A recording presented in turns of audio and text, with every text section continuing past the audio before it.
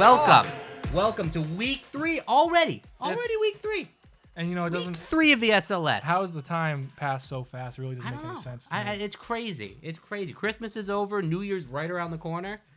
It doesn't even feel like I had Christmas. No, I didn't. I don't celebrate There Christmas. Some people don't. No, I don't celebrate anything. Fuck it. Yeah. Wintertime sucks anyway. No, exactly. It sucks anyway. It's horrible. Well, boy, we got a slate of games coming up. Oh, big time. Slate of games. Oh, my God. The best of the best are playing today. I watched this slate, and I'm like, man, they're breaking them out. It's time. They're Yeah. Everyone's excited. I'm excited.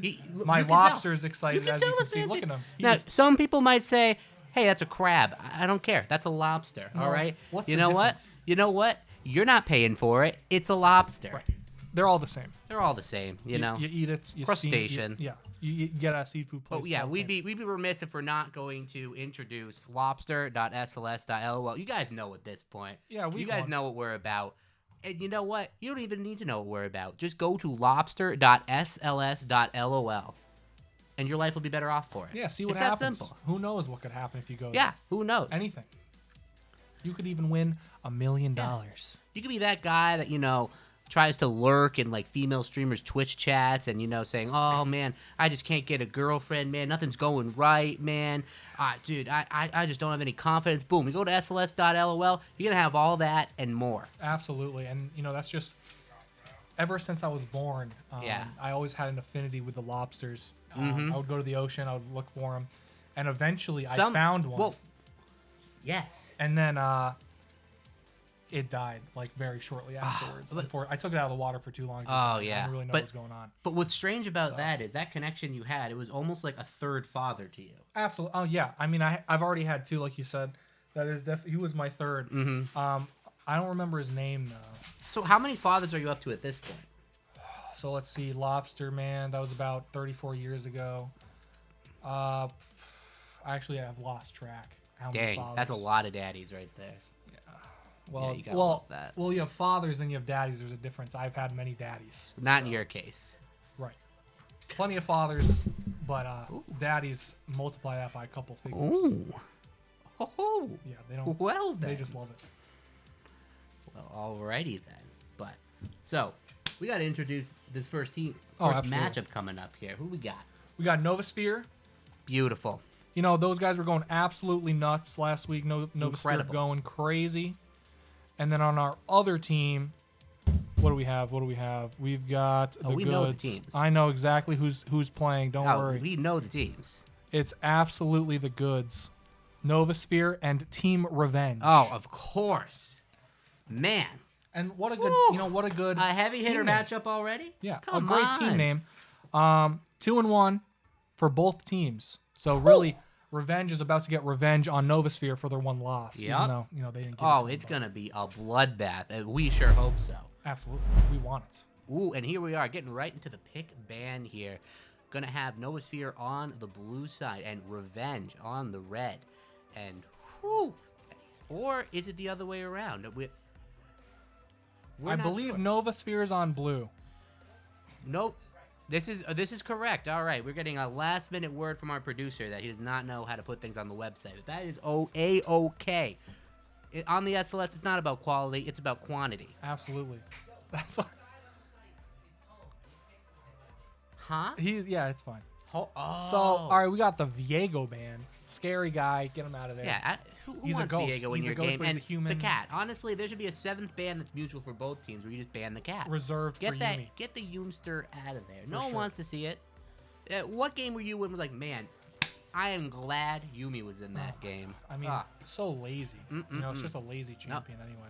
Speaking of daddies, there's Udyr off the table. Oh, I do love that. Oh man, that rework, I say it worked. That was a good rework. He's right looking nice. I love that man. He's doing well and he's looking nice. He looks. You're still buff. gonna miss the OG Udyr. So who else we got? Lissandra's coming through. No Ice Queen tonight. No, Fiora. Oh man, I'm banning Fiora every game, man. That She's a thing freak. is insane. What are you gonna do against her, man? The vitals hurt. They hurt your heart.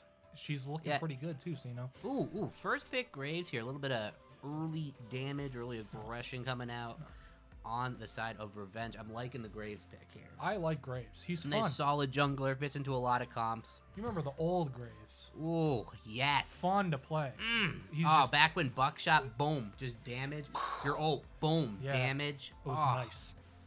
Then they Old changed Graves him. was insane. Old Graves was busted. I think he came out with 550 attack range. That's pretty good for him. No, too. it was Like, that's insanely high. busted. That guy beat everyone down.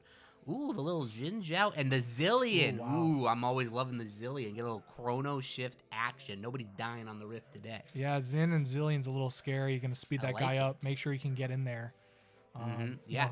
The Zin alt is spooky. Already you got the synergy there. Little Zinzi, you're gonna go run right in there. Yeah. Dash in.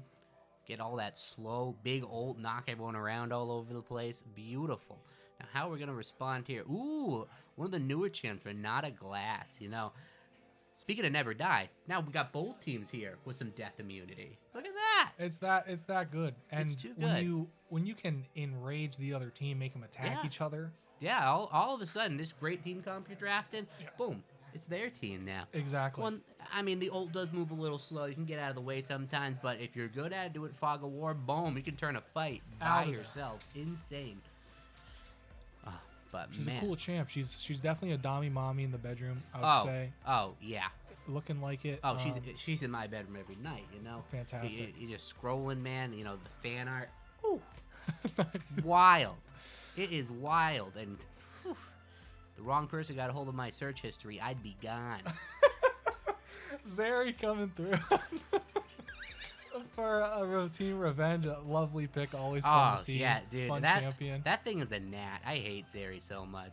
That thing just dashes all over the place. It either does enough damage and she's a serviceable champ, or she's just dashing all over the place. You can't kill her, but she's not doing anything. Right. She zips around like a little around, bunny. But they pick Malzahar and say, you know what? I don't really care about your guy. Ooh, look at that. Oh, dude. Friggin' Zillion, you know, a little bit of W action. Malzahar, he's coming. He's coming for that ultimate. Boom. Zeri, you think you can dash away? Well, Malzahar's coming at you like a Rammus with Ghost. Yeah, he doesn't have to coming flash. right at you. No, you don't need that 5-minute cooldown. Flash. It's Don't even Malzahar. take You got flash. Zillion, man. Take Ignite Exhaust. Right. You know, you don't even need that. Yeah, play it like a real man. I mean, ban that champ. She's crazy. Get her out of there. She's crazy. Nyla. Yeah, what can't she do? What can't she do? Now, you see, you gotta like what Nyla can do, like the healing, the EXP share. Oh my god, the ult, the big engage ult. Yeah, good getting that off the table. Yeah. Gangplank Silas out of there. Can't blame you. Both super fun champions. Oh, for sure. But AIDS. Deal with. Definitely AIDS. Oh, for sure. Silas, oh my god.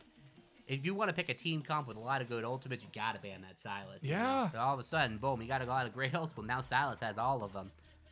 Okay, and Shen.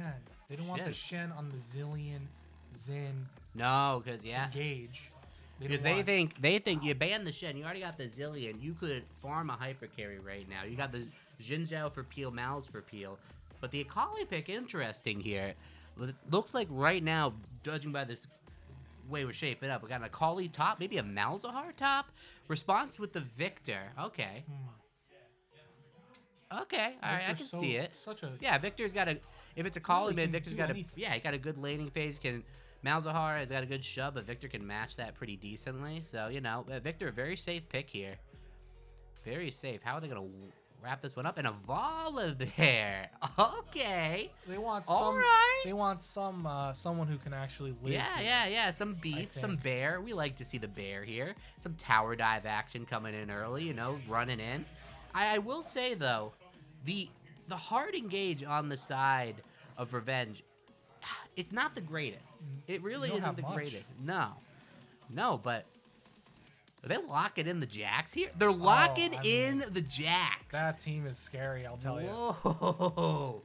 What is that going to be? It can't be Jack's bot. Is it Mal's bot? Is it Mal's Zillion? It has to be. Actually, yes. No, it has to be Mal's Zillion. Who's going where? No, it has to be Mal's Zillion bot. Yeah. So Zin is going to jungle? I don't know. I guess we'll see when we go into game. I think we have that ready right now. Actually. Yeah, we can go right into it. Let's just go right in there and check it out. See where everyone's going here. And it is. Look at that. Malzillion. That's an interest. I'm excited to see that. Actually, I want to. Oh, there they are spawning into the rift. We got the bird's eye view here with that SLX camera action, dude. We got the best in the biz on camera right now, Abester. You know, we picked this guy, man. He was on the streets, man. He was begging for change, and we found him. We gave him a home at the SLS. You ever see that video of that guy with the homeless guy with the golden voice? That radio voice, man. This guy. Oh, yeah. That was like Abe, man. He was just standing there, and he was like moving. We couldn't see anything. We thought the guy was on drugs or something, but he was like, you could tell that guy had camera work potential, and we put him here, man. The greatest cameraman we've ever had. Some could say the only cameraman we've ever had. That's very true. He definitely showed up. He shows up every week, and he knows what he's doing. Got a little bit of engage action. Just going to be getting the vision down, you know. Nothing crazy happening. Going to match it on the other side, you know. Oh, Little Bear. Little Bear's in trouble here, maybe. You're going to get some beat down. And, or is Little Malzahar in trouble? The Q coming in, but Malzahar's a little bit stuck here. Going to walk out. Is the Bear still on him? Can we pan over the camera a little? And, yeah, the Bear is beating on that guy. But he is going to walk right out of there. No sums burned, but a little bit of damage, a little bit of gold from that Zillion support item. We're going to like to see that. Yeah, not too bad for Volley there. He'll get back to top in time for the wave. Yep. Probably worth the time it took. He's going to be a little late to the wave. Just a little bit, but, you know. Not going to burn that TP. Yeah, he'll get most of the EXP. He's not going to lose too much. Just a little bit of damage. And the Malzahar is delayed to bot, so it's matched on both sides. True. See, he's gonna get his blues, and he's helping him out a little bit. No leash for Graves doesn't need it. He doesn't. He's gonna take two monsters on at the same time. Boom. What a crazy guy! Look, that guy knows his Graves clear right there. But this bot lane, definitely not one you don't see too often. All right. Every time there's a new season, everyone comes out with these theory pick bot lanes here. Maybe this is seen play. I don't know. I haven't been too involved in the meta, but I like what this is about. I like it. You just have full wave shove. You basically don't participate in the lane. And late game, you've got this missile coming at you. This actual Malzahar. All of a sudden, his engage, which is kind of short range, a little dependent. Oh, I gotta have to cut myself off there. The Zillion, bada boom, bada bing. Gonna have to run out of there with the flash. 2 summoners burnt on the Renata Glass to get that flash, though. So at the end of the day, little less health on the Zillion, but red side comes out on top in that. Yeah, I think we expect Novasphere's bot to be a little bit weak early game. That's kind of probably what they're aiming for here. As long as they can stop Zeri from going too out of control, it shouldn't be much of an issue. And they'll burn Renata's sums there. Little Jax going in for a little bit of damage here. A lot of people don't understand about Jax is he actually has extremely good dueling potential early. So if you're playing that Volibear, you might think, I got 1,000,000 damage when I hit level 3. I can beat anybody. Little Jax, if he plays his E right, he can get some damage down there. Scary guy to go against boy. At any time in the game. Anywhere he plays it, anywhere. And that's, he says it himself, he's the greatest champion in the game. He's surprised he's back. He is back with a vengeance this game. We love to see it. And it looks like Jin Zhao here might be looking for a little top lane gank here. Coming for the lane gank. Maybe looking for a dive. This is interesting here. Still has the sum. Let's see if we can get Volibear's flash out of this. He's in range of the W here. Is he just going to go for it and try to burn the flash? Let's see. Going to walk up. Probably going to wait on that next melee right in the middle there to go in. This is going to die. It's going to give him a clear path. He's going to walk up. Ooh, the patience here. The patience. I'm on the edge of my seat. Got to be on this melee. And, there he is. He's going in. And now he's committing. The flash instantly to get out of there. Volibear lives, but has to burn his flash. A nice patient gank by the Jin Zhao, waiting for the Volibear to commit everything and getting the flash for it. But so far, so good. No blood has been shed, but Malzahar taking some damage here, returning it right back onto the Zeri. And this bot lane, a little more action than we were expecting, but still, at the end of the day, Malzahar and Zillion looking pretty nice. Just going to sit back, farm. A little down on CS right now, but that's fine. They're getting the EXP. They're getting the levels, missing the cannon, a little rough. Ooh, the Jax and the Volibear, but it looks like Graves coming up. Probably going to pick up this kill. Does he have enough? Still has the flash. Looks like he might get out. And yes, going to have to burn the flash there. So at the end of the day, both flashes are burnt top.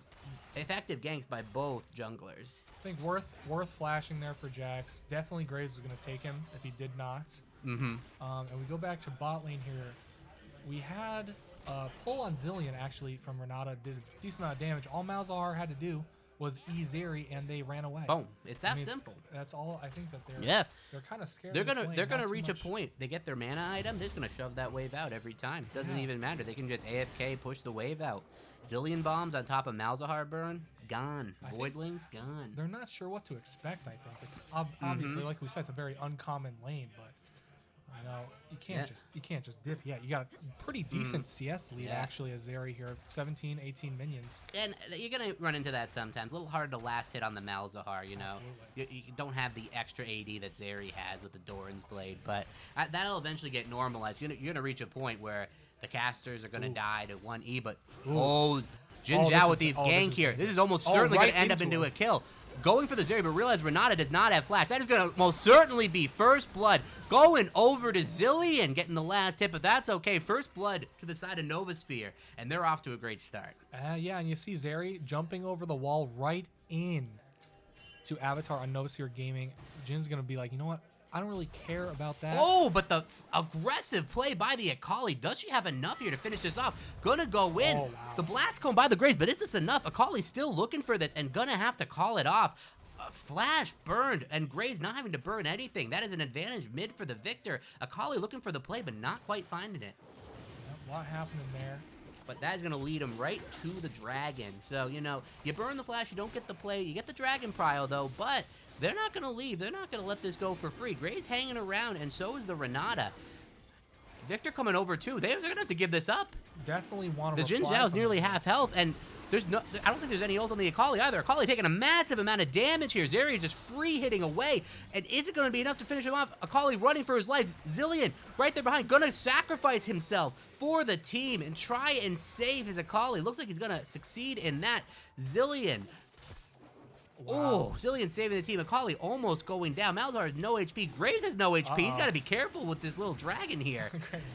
The smite does not burst heal you anymore. Oh, but the shield coming in from Renata, going to swap the aggro, and that man is playing with fire, but he knew his limits. Renata actually saves him there. He definitely smites toward the end, playing with fire a little bit.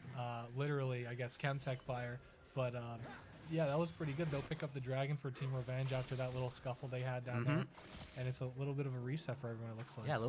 Yeah, calm after the storm, my word. Already, we got some massive, absolute massive fights coming in here. And so far, I'm saying it looked initially like Novasphere was going to have a little bit of an advantage, but it looks like Revenge going to get that dragon little ahead on gold here, just farming a little bit better in some of these lanes with the Zeri and the Volibear. But no flash on this Volibear. Is it going to be enough? He does have his ult. He might be able to turn this around if he plays it right, but going to ult out, and I don't think he can get away. The move speed, the turnaround damage, and will the other bomb coming from the Zillion? Looks like he's going to turn around. Oh my god, juking the second bomb. Volibear going to walk out, almost turn that around, and dang, this guy cannot die. I mean, I think if Volley ulted in there, I agree. I think he could have killed both of them. Yeah, that's what I would have done, but I'm an absolute maniac, and I don't care if I die. But these people are playing smart. That's true. You know, just not trying to take small losses to win in the long run. That's the smart thing to do. And look at that. The Volibear not wanting anything to do with Jax, just rushes tabbies. Oh, we've all been there. We've all been there. You're just playing against an absolute ape that just keeps auto. And you're like, all right, dude, I'm just going to build one item and you can't play the game. How's that? How's that? Auto me now. Maybe Thorin next. We'll see what happens. Beautiful. Graves getting this little scuttle here. Maybe looking to play around that rift, but I don't know. A lot of people on this side of the map. But yeah, definitely a lull in the action right now. Victor sitting pretty, matching CS with the Akali, doing a fine job. And Volibear looking to get aggressive here. I like that. I like... When you're playing Volibear, you gotta play aggressive. You gotta try to assert your dominance top lane. And he does a lot of damage. Oh yeah, for sure. Now, he's gotta play around Jax's cooldowns. As long as Jax has the E up, he's pretty safe from anything Volibear wants to do. But the second that E goes down, Volibear has all the pressure. See Jax not getting on the wave here because he knows he needs the E up to walk up. And in case you guys didn't know what Doran Shield did, we had a little bit of a tooltip there for you so you can read it. It's gone now, but Doran Shield there. We'll see what little bit of they want to go in. Nope. Okay, he's just gonna take the wave. No, just taking the wave. Go on back. No, pretty neutral going on right here. Pretty neutral. A little bit of a fight, but nothing crazy. Maybe want to tune in on the bot lane, see what's going on. And look at that. Perfect timing. Zilean taking some damage, returning it down with a bomb, and Akali's going in, too. Akali is upset. A beautifully placed stun by the Victor, but it's not going to be enough. It's not going to be enough damage. Akali just barely missing the kill. Oh, my God. Just one more AP, and she gets that kill. A heartbreaker. But no TP. Victor's going to lose a little bit of lane pressure, but going to keep his life. This Akali coming so close to so many kills, but just not able to pull it off. A darn shame. Graves coming to pick up this CS. Is going to love getting that farm. But, oh, and Akali's still looking for this. Has the Jin Zhao here, but a nice juke on the Graves right there. Beautiful work. Yeah, that was really close by Akali. I mean, we saw that in week 2. Just a bunch of 1 HP living attempts. And unfortunately, it continues. We'll see how many we get this game. That's the way the game goes sometimes. And we just got to hope no one's smashing their monitors over it. For sure. Know?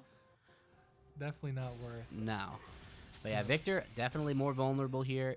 Has the flash blow. I'm going to have to play careful. But, you know, Victor, he can just kind of sit back, throw some lasers. He'll be fine. Volibear getting a nice little reset here. We'll see what item he's going for. All these new items out. We'll see what he chooses for. What is that? The Jock Show? Whatever the heck that item's called. That new item is sick. And it looks like, so far, might be going... Looks like the Divine Sunderer. We like to see that. Nice little solid build. Oh, yeah. Go for those big Q hits. He can definitely go against. Got a little bit of a lane gang coming in here. Malzahar with the level 8 has the ultimate. Definite. If they can get that onto somebody, they might be able to burst them down quick enough. And Jin is not shown yet. And dead. Renata's dead. She is not getting out of that. Boom. The entire HP down in the duration of his duress. And my word. That is going to be happening all game if they're not careful. Yeah, I mean, what can you really do? It's Malzahar. No. You're suppressed. You got a QSS. That's about the only way. Especially you got 2 people on you, Zilean double bomb. Yep. Jin's going to do his It's his chain CC. It's his chain CC and a lot of burst coming in. And they're going to keep doing that all game. And second dragon coming in. Revenge going to look to kind of normalize the dragons here. Go 1 for 1, and there's really no response that Novasphere has for this. They're just going to have to give it. They don't have any pressure. Bot lane's not here. They're just going to give it, and that's perfectly fine. A little bit of action coming in the mid. Graves might be looking for something. Zilean is going to help Akali push the wave out. Nothing crazy going on. Dragon easily going to go over to the Jin Zhao here. Yeah, Team Revenge and we're hitting another low, but oh my God, look at that. Graves a little far from home, gets caught in the jungle. Akali almost certainly going to pick up that kill, and it eventually goes over to the Jax. Ooh, either one is fine, but Jax with that kill going to help accelerate, become an absolute menace on the side lane. But Graves getting a little cocky there, just trying to get some counter jungling in, but Jin Zhao is soloing that. There are plenty of teammates to collapse on him, and Graves getting a little cocky there, trying to get a little bit back for his team, but ends up getting punished for it. Yeah, definitely a weird little play from Graves there. Yeah. They're going to take some plates in mid. Yeah. Yeah, you know, there was a decent rift. Gets a little bit of plate money, but you kind of want the tower a little bit far lower. You still get the gold, though, so still get a couple plates. Never a bad thing. Yeah, it's falling off. It falls off at 14 minutes? Is that how it is? Or 15? Yeah. So, you know, you got to get the place. You know, it's about to expire, so ends up being a nice little boon of gold coming in. But Novasphere still has the gold lead after all of that, even with the kills, you know. The farm is coming in huge for him. Top lane about up 20 CS. Bot lane up 30. Wow. Huge amount of gold. And that's what comes with these unconventional carries bot is sometimes, you know, you're going to lose out on the CS numbers. But the amount of utility that Malzillion has, whew, boy. Oh, boy. Anytime they want. Boom. Double bomb. You little speed up on the Malzahar. Boom. Suppress. Big damage coming in with the rest of the team. Any target you want, dead. Definitely massive for them. It looks like, I mean, Zeri, 135 farm at 14.5 minutes is pretty impressive. Pretty good, yeah. She's on almost like a 200 at 20, which is like a gold standard right there. Oh, Zilean getting a little bit caught out here. Has the chrono shift. Might not die. Zeri going for the kill, but I don't think Zilean can get out of this. Malzahar almost going down too. The TP coming in. The ult to try to survive. He's going to Zanya's on top of it. Malzahar lives. Zeri's going to go down, and oh my God, nobody dies. But what a huge play for Revenge. Novasphere looking for it all, but getting absolutely nothing. the margins that were there. Oh my word. That hurts. And bad. Akali looking to finish this off here, gonna hold the wave. I don't think Renata Glass is gonna live with this one. The wave's pushing up. They're just gonna slowly push this one out, and she's gonna almost certainly die, but the TP coming in to save her poor life. And man, whew, what a play. Yeah, that huge. is insane. The patience of that Malzahar to, the second Zeri gets in range, Renata's ult, boom, goes right over. The Zilean kites the other way after he comes out of Chrono Shift, and the Akali comes and mops everyone up. Beautiful, beautiful play on the side of Revenge. And Akali looking for more big plays.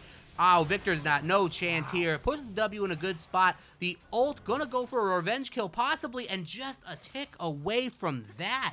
And this Akali is absolutely starting to go off. No kills to show for it, but she's making the plays. Oh, we definitely beautiful. recognize what Akali's doing here. It's a beautiful thing. She's been looking for the plays the entire game, and it's turning out well for her. But Zeri, a little bit caught out here, has no summoner spells, and almost certainly she's going to be going down here, barring a massive misplay. But there it is, the double bomb, the counter-strike from Jax, and that poor girl is in the dirt. It's it's tough. I mean, solo farm up there. Do they have vision? Doesn't look like there's much vision at all for them. For Novasphere up there, just kind of farming away. Can't really be surprised when you got 3 people coming up. Yep. To talk to you when you're farming their It's their tough. wave.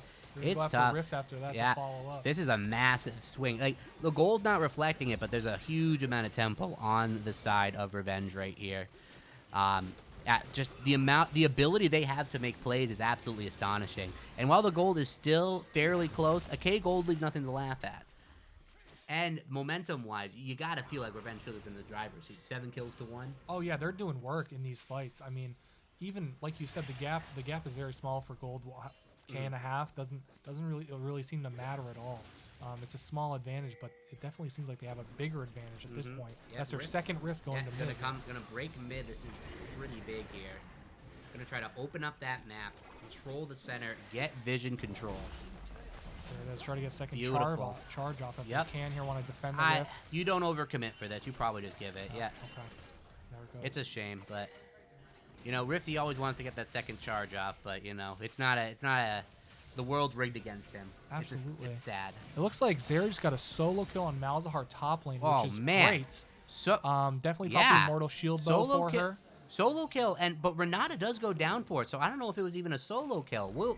That's one of those mysteries. Yeah. There's a lot of mysteries in life. Those kills are one of them. We'll never know what happened there. But, at the end of the day, don't you all want a little bit of mystery in your life? Come on.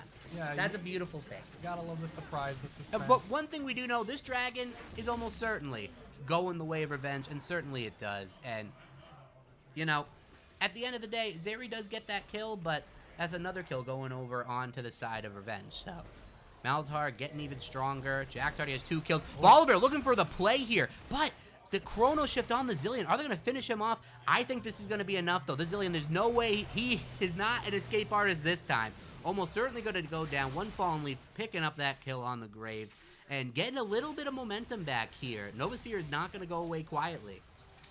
Yeah, if I'm Novasphere here, what do I want to be doing exactly? I mean, we see Revenge going hard, definitely getting their own momentum, like you said. They want to take a little bit back, getting that Zilean there, popping his ult, doing all that. How do you come back? Well, on one hand, it looks like you have the late game in the Victor Zeri. Victor does have a decent mid-game spike. You definitely have avenues to make plays with the volley and the Graves, and you want to try to look for that. But at the end of the day, there's no answer to Jack's late game. It's going to be impossible. Same with Akali. And look at that. Speaking of Akali, that's going to be another kill going over to her. Never mind. Renata W always rewards the kill to the last person that hit her. It's a bit of a rough statistic. I'm sure Akali would love to get her first kill, but that's going to have to wait. That is going to have to wait. And honestly, so far, I would have put Akali as the MVP up for Revenge. No kills, but that's not her fault. She's trying her hardest. And look at that. Another opportunity for a kill. We'll see with the last hit it, and there it is. Duckwind with finally getting his first kill. This man carrying the game and finally getting rewarded for it. But they're not done yet. Here comes Malzahar. Here comes Zilean. Volibear going to have to run for his life. That poor little polar bear has got more to worry about than global warming right now. Definitely. They're going to take his first tower here. probably push through the wave, and looks like Rift is coming up pretty soon. Maybe rotate over there, see what they can do. But that's Baron. That's Baron. Oh, that is It's Baron. 20 minutes. It's already up. Wow. This game's going so hot and really hard, you don't is. even realize it's already 20 minutes. Seriously. It's a beautiful thing. It's nice. I'm loving Wow. it. But yeah, no, Revenge starting to open up this map here. That is the third outer tower gone. And look at that, Akali getting the recall off. And honestly, if you're Novasphere, you definitely have some ability in the late game to come back, but you can't bank on that. The snowball that's going to be coming in. I keep harping on this, but how do you deal with Jax in a side lane? You don't. Yeah, I don't think there's anyone on their team that can really do that. Even going in as a 2v1, I mean, what can you really do against this guy right now? He's farmed up a little bit. He's got his items, got his Blade of the Rune King working back. on his mythic now. Already has the blade. Yeah, it's tough. It is tough if you're Novasphere. You still have avenues, but that's what happens when you have a team like they do. Their hard engage is very, very limited. It's limited to Renata ult and Volibear Q. It's always, in my opinion, it's always better to play the simplest comp possible. You know, you have your go buttons, you have your engage, and you have an ability to make plays. And right now, Novasphere needs to make plays to get back into this game, and there's not a lot of avenues to do that. Right, the potential is just not there really from any of the champions. Yeah. Like you said, very few initiators from them. Meanwhile, on Team Revenge, I mean, you got Zin can run right in. Malzahar can get some, you know, he can flash ult someone if he wants and get sped up by Zillion. Zillion's got the speed. He's got the Shurelias. Boom. That's a ton of move speed coming in. It's just too much at this point. It's absolutely too much. So let's see, where can Novasphere exactly get See, forward? now it's tough. There's all outers are down here, so Vision is getting choked. And it's very tough for Novasphere to walk up to contest any of this Vision. Right now, if you're Revenge, you don't have to push anything. Jax is going to keep getting stronger and stronger on the side lane. Right now, you just keep always pushed out, and you just look to fight dragon fights. You say, you got to come to us. True, yeah. You got to fight us. You're the ones on a clock, not us. We are in the driver's seat right now. That fourth dragon coming up soon enough, less than a minute. Like you said, Revenge definitely in the position to grab it. I don't know if Novasphere is going to have the ability to even go over there. Looks like they're kind of couple backs here.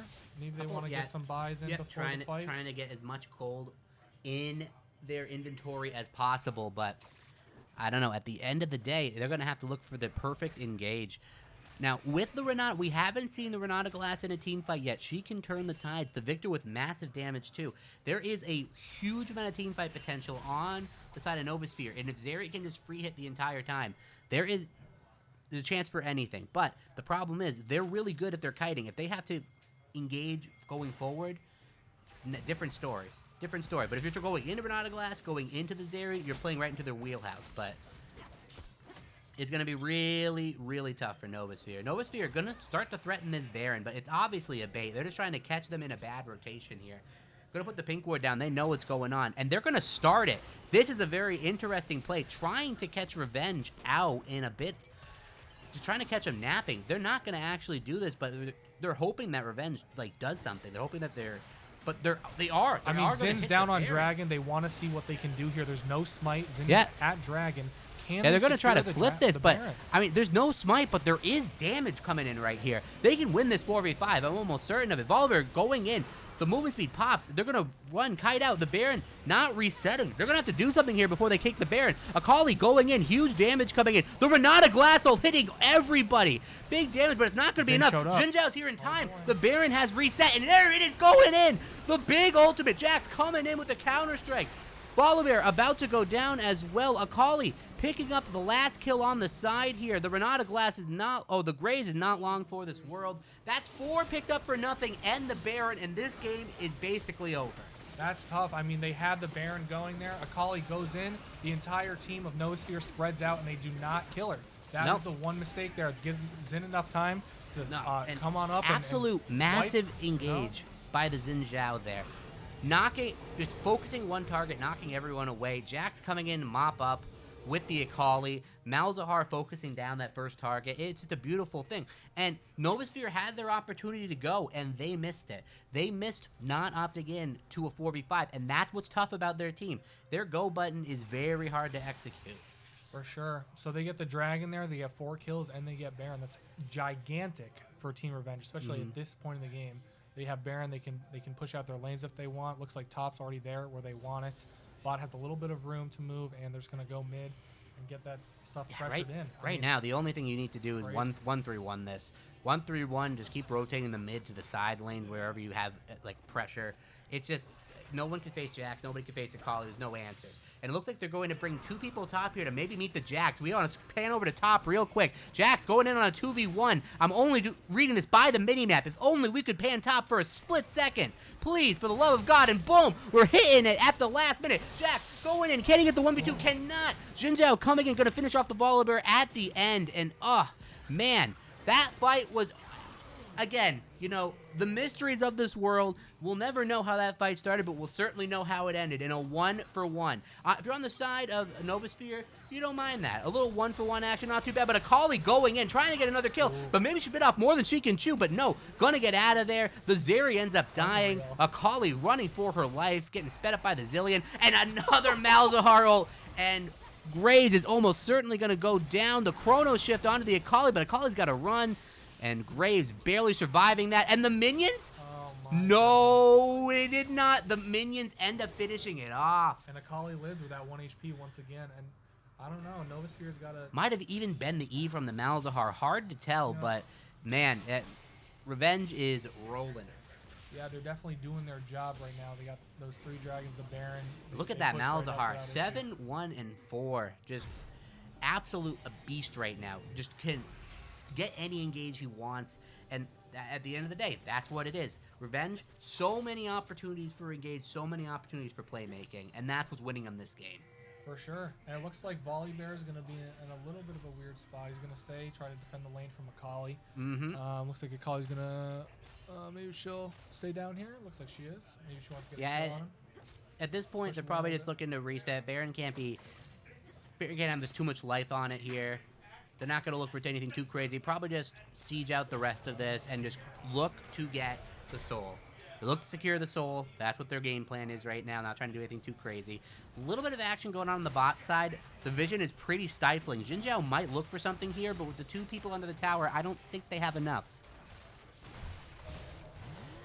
And Volibear looking to go in, and that is exactly what Revenge wanted. Volibear going down, the ult from the Akali, absolutely huge. Gray's about to follow as well. Jhin looks unkillable. The Chrono Shift on Akali wasn't even needed. And Revenge, look at that. Zillion swagging out there, running away. And, oh, Victor gets the snipe on the Akali in the last second. Gets a little bit back, but at the end of the day, it's not going to be enough. And 2 more kills go over to Revenge for just Akali's life. Yeah, I mean, Victor got a little bit of a pickup on Akali. Not a big deal for Revenge at this point. Zillion was trying to get her revived under the tower. Didn't even need it, but she ends up dying to Victor anyway. And now we're having them reset, go back, buy some items with that newfound gold they just got. Yep. And man, at the end of the day, it's just... It's a tough life if you're a Novasphere fan right now. It's a struggle. You know, but you're going to have games like this, you know? It's not always going to work out. But at this point, there's not a whole lot you can do. You just kind of have to hope that Revenge messes up. That's, I think, what they have to aim for is how can they mess up? They definitely want them to mess up. Right now, it's so many different ways for them to... Right now, it is extremely difficult to even leave your base. Volibear looking to get some damage here, but he does not want this. He doesn't want this at all. Jax is easily going to return the damage back. Volibear actually dealing out a decent amount of damage. I think Jax is a little bit surprised by that, but he's just going to shrug that right off. He's got a bunch of armor, MR, and Volibear just running a little circle around him, you know, a little Mexican hat dance. We like to see it. But just not going to be enough. Oh boy, a dragon team fight. Well, we all know how that goes. You know, at the end of the day, dragon bada boom, somebody dies, and, you know, that's just the way the game's been going. Hextech soul for him. You know, it's... At the SLS, we like our jump scares. We like to keep you on the edge of your seats, you know. That was a bit of a red herring top. You know, you see 2 little beef balls just beating on each other, but the action's over there, you see. You gotta make sure you're paying attention here. We can't give it all to you once. This is only game 1, all right? We got to make sure you guys don't go into cardiac arrest too early. Right. There's a lot going on everywhere on the map sometimes, you know. To show you what matters the most, that's the top lane, not the Dragonflight. Oh yeah. Like these inhibitors, man. Who cares about these inhibitors, right? They're dead. Everything's gonna die. You got the Hextech Dragon coming in, absolute massive, big damage. You can't really do anything to him right now. Big boy Jax up top, just gonna keep split pushing. Who's gonna stop him? Volibear? Maybe, probably not. Yeah, that's 2 inhibs for Revenge. Baron's coming up less than a minute. They're going to back, grab some items, and probably make their way over there. See what they can do to secure it. But Novasphere knows they got to look for something here. They're going to try to push their vision line up, maybe get a path so they can contest this Baron. Maybe Baron is just what they need to try to get back in this game. It could be, but for my money, I think this might just be the last team fight if they try to fight a Baron. I mean, what can you do as Novasphere? There's not much at all. You know, you can try your best. Akali has the stopwatch. I mean, the Jhin is massive. 3 items. Got the Hydra, the Eclipse, and the Moth. Absolutely scary. Huge. Jax working on his 3rd item. Just, oh my god. Malzahar, 3 items as well. Working on the Rabs. Who cares? Build whatever you want. Build an IE. At this point. At this point, man, you are rolling in the dough. 10k gold lead, 30 minutes, nothing to scoff at. But here we go. Boom. We're doing the Baron, and one can only imagine what's happening somewhere else on the map right now if we're showing the Baron. Right? This can't be the most exciting play. But Novasphere, maybe looking to come in here, or they're just going to give it. No, they don't have an avenue to fight this. They realize it.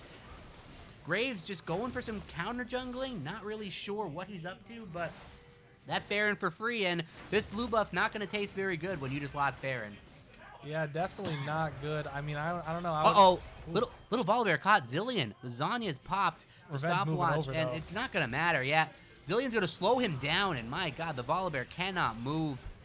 Malzahar walking up. Jin Zhao leading the charge, going in. And the Shirelli is popped almost immediately. That's going to be one form of disengage gone on the side of Novasphere. And it's just, right now, it's just put weight on the throat right now. Just choke him out. That's all they're going to do. All weight is they're pushing in. They're going to send Akali up top to catch that wave, get Baron minions hitting that tower. Oh, huge damage by the Zilean right there. Jax threatening the end on Vod if they try to commit anywhere else. And who's going to tell Jax to stop? Little Volibear tries to go in, but one leap strike away is all it's going to take. And the siege continues. Yep. They're just going to keep going, grab that 3rd inhib. And you got to wonder, when is Novasphere going to pull the trigger on this? They have to look for an engage. All 3 waves are about to crash. They got to look for something. They got to look for it now. The towers are being hit, and what are we going to see? Any fight? Maybe Volibear looking for an engage, but there's just no avenue. The damage is absolutely massive coming out. The Zilean bombs raining over top. The burn from the Malzahar, it's too much. The towers are just dying. Volibear going in for a last-ditch engage. The Chrono Shift immediately onto the Zilean. Big engage by the Akali, by the Jhin to counter. And oh my god, it's an absolute wash. All 5 alive, and all 5 are gonna be dead. On the side. Oh my god, and an absolute bloodbath. That is...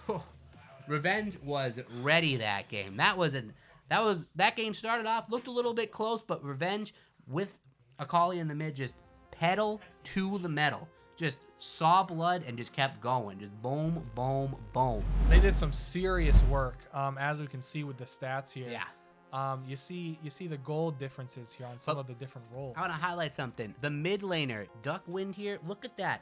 20 KP right there. 20 KP. Absolutely insane.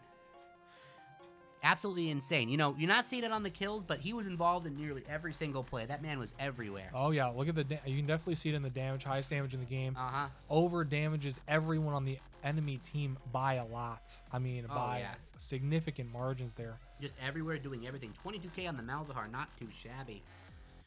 But yeah, what a fantastic first game. And we're going to be kicking into an interview real quick with the mid laner on the side of Novasphere, Deity here. We're going to see what his perspectives were from that game. I'm hearing that we have Deity in the call right now. Hello. Hello. Hey. How are you guys? Good. How are you after that game? How you feeling? Not the worst, but you know, it could have been better. Yep. At the end of the day, you know, you can just say jungle diff, right? At the end of the day, it wasn't your fault, right? Oh man. That's the mid laner mentality you have to have in the SLS to survive. I But wish, but my jungler didn't do too bad that game, I must say. no, he was. All right. Well, so how you liking the SLS so far? How are the games treating you? How's the experience for you so far? It's fun. It's definitely new. I think it's set up pretty professionally, I'll say. And I've Wow. been having a lot of fun competing. Awesome. I love to hear that. Yeah, that's great. Professional is not a word we hear too often Right. around here, so we're gonna take that any chance we get. We like that.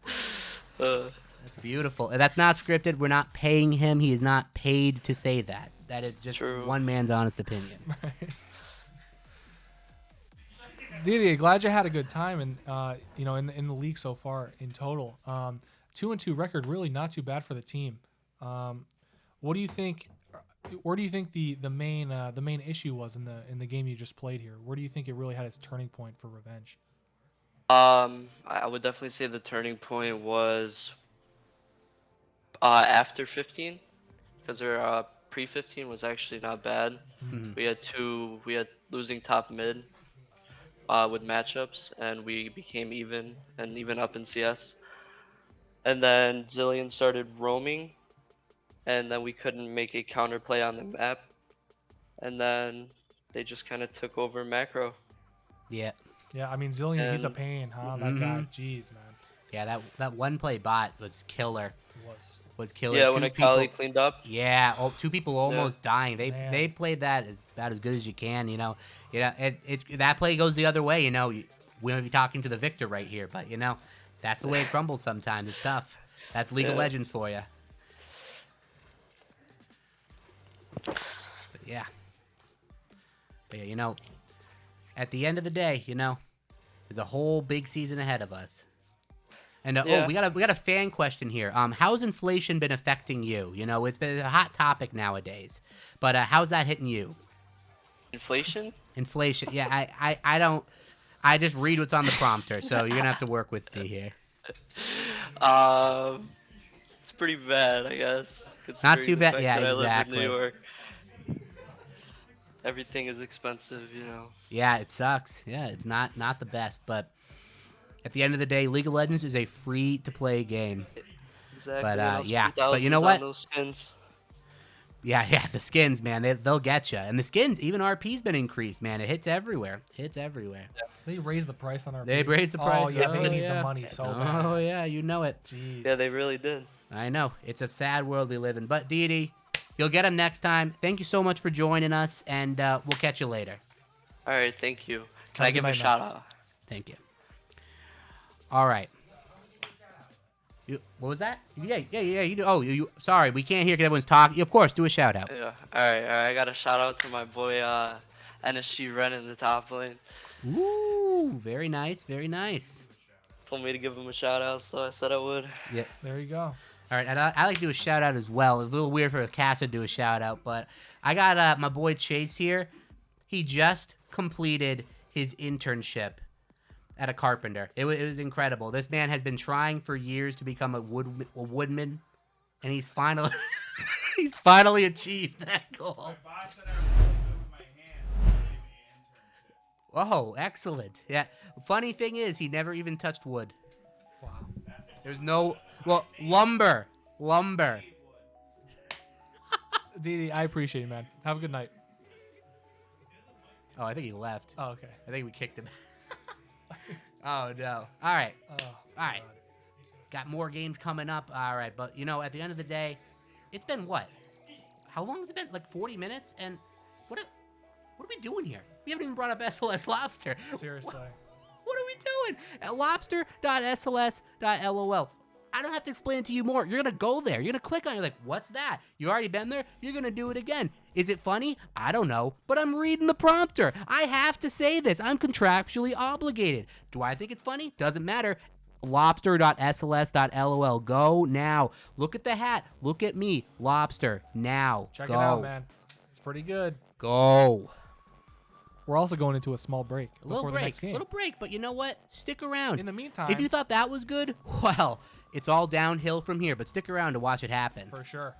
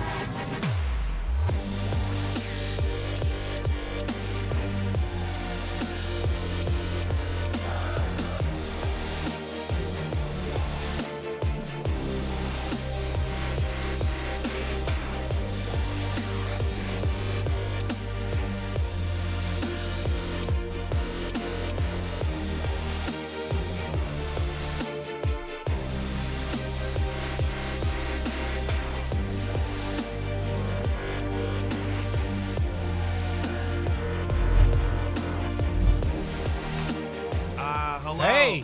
Yes, and welcome back. You had a wonderful experience. I got to witness that, and it was actually pretty nice with Josh and Pat. And so we're subbing out Pat right here. He tore his ACL. He's getting looked at by the physical trainer, so he might be back later. Yeah, which could be possible. You know, let's hope. I heard that the ACL hurts bad from the noises I'm hearing from this man in the other room. Yeah. Oh, I mean, it's... I didn't know a grown man could scream like that. I don't know what they're doing over there, but I hope he feels better very soon. Yeah, me too. I mean, it's crazy.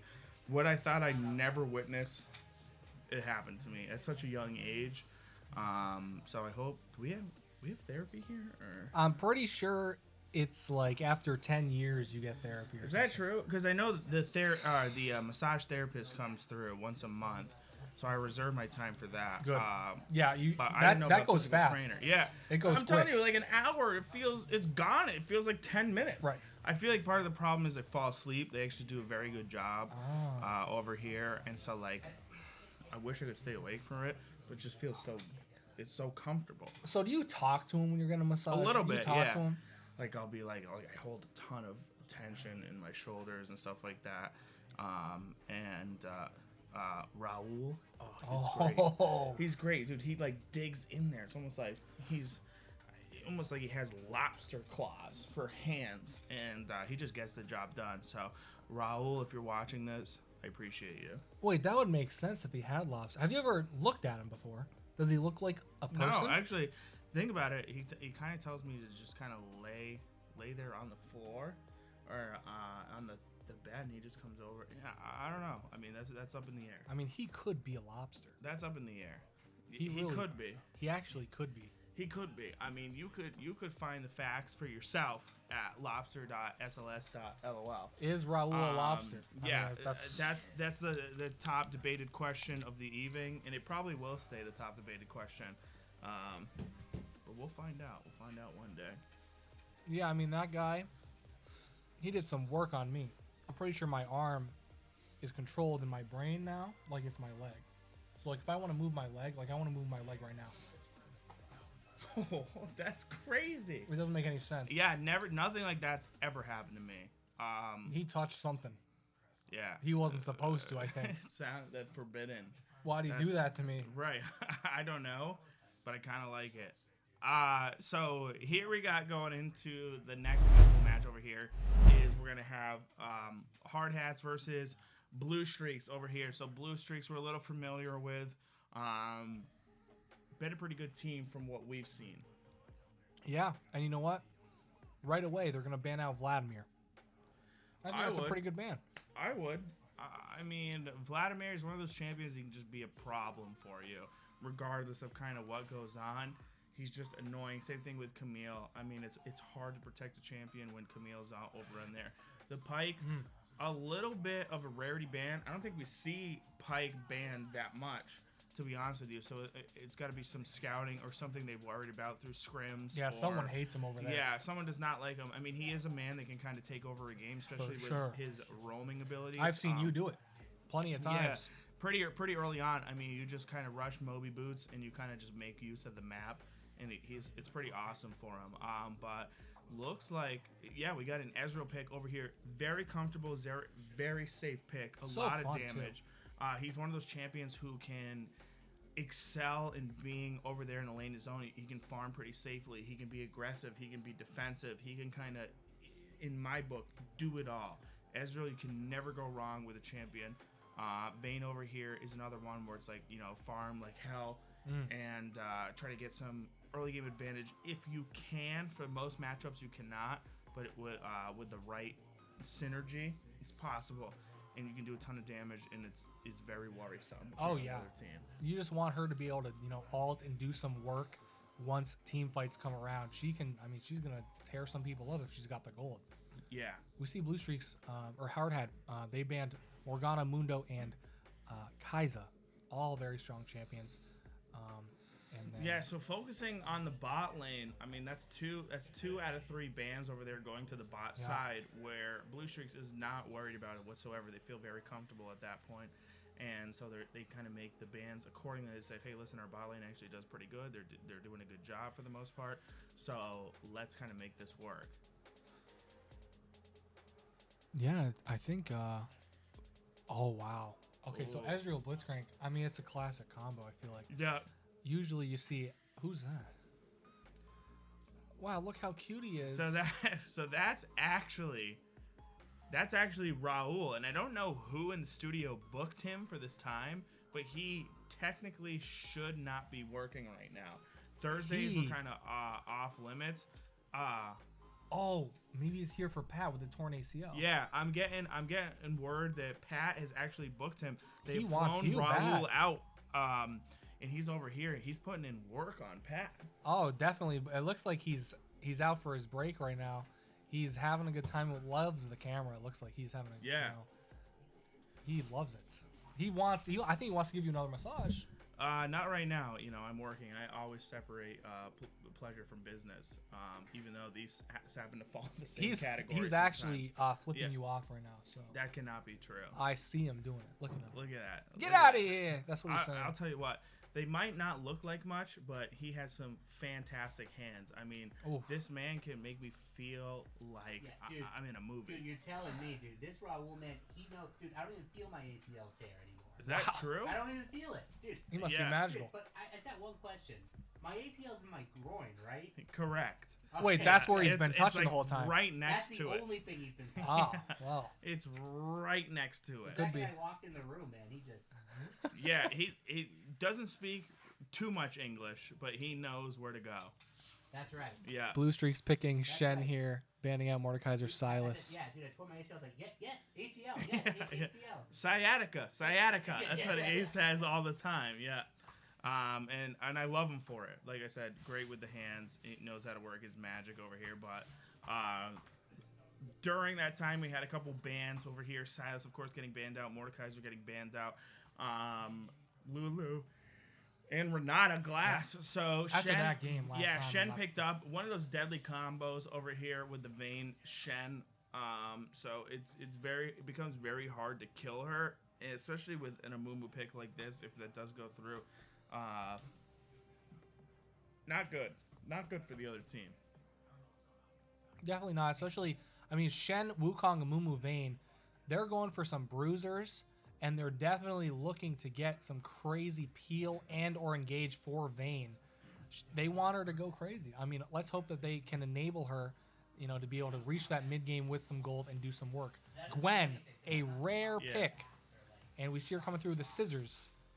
Yeah, snip, snip. Everybody loves that. You're kind of running the combo over here for both sides at this point. We're following the same formula. I mean, you have your carry. Poppy's actually a pretty good pick against Wukong, Shen, Amumu over here. So I like that a lot. I mean, a pretty good counter just with her ability to stop possible engages. And the tankiness is also there from both sides. So you're relying heavily on your AD carry to kind of get you through this match.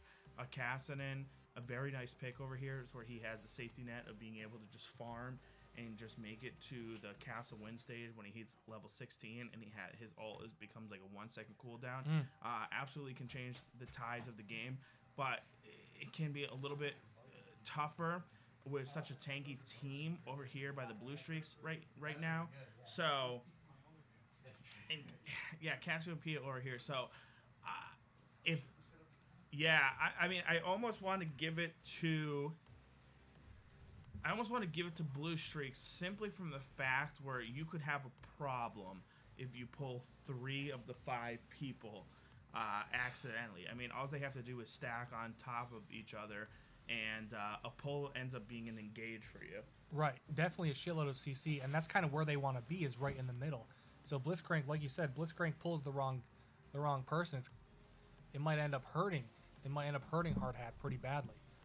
Even with Poppy, you know, Poppy definitely has a little bit of that mitigation with her W. Stops the Wukong E, the Shen E, Vayne's Q, Amumu Q, etc. So might be able to do some work for Hard Hat, as long as she can get that timing down and do what she needs to do. Also, she can hammer him out. I mean, say Blitz pulls him. Oh, we didn't want that guy. Poppy can just hammer him out if she wants. You know, as a red alert type ults, you can do that if they need to. It's true. You have the engage from 3 people over here on Blue Streak's team. You have the engage from 3 to 4 people over here on Hard Hat Zone. So the thing that remains is who engages on who. Right. Is it the right moment to do it, and how does it play out? That's, you know, and it seems like that's a common theme for every game, even. Yeah. But especially in this one, when you have so much engage coming from Hard Hat. Really, I mean, so many of the champions can go in if they wanted, and really any of them could initiate a fight on Hard Hat's side. Shen can, you know, say Vayne wants to go hard and ult. Oh, okay. We gotta. Oh, they're moving in here.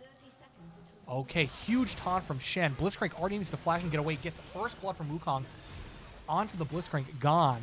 Gonzo. Oh my god, an Ezreal kill onto the Shen to pick up their own kill. Wow, okay, they're still moving here. Wukong with the E. Caston's going to flash. Wukong's going to flash. He has 1 HP. He barely lives.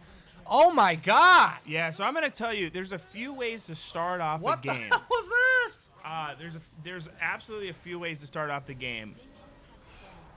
Take notes, other teams, because that is not one way you want to start off a game. You end up going 1 for 5. Your whole team actually gets aced at that point. Vayne ends up with 2 kills. Cassiopeia ends up with 2 kills. A Noon Quiver on yeah, Vayne already. that is hurt. That is big hurt. Ezreal's going to have to sit in the back and Q farm, or, you know, I think... He can, though. That's the thing, Holy. is he can safely farm from here. So it's not the end of the world over for the bot lane. But it is a problem. Overall, it's a problem. Oh, wow. Not the end of the world. Kassadin, I'm more worried about the mid lane with the Kassadin at this point, because even though he does take a reduced magic damage from his passive, he's not going to have a good time. He is one of those melee champions over here where Cassiopeia is able to start off with a tier and a Doran's ring with hurts. some vision and some steps. I mean, you're going to put your jungler small in a weeny bit behind over here, but I would love to see bot lane take more of advantage of what they got right now.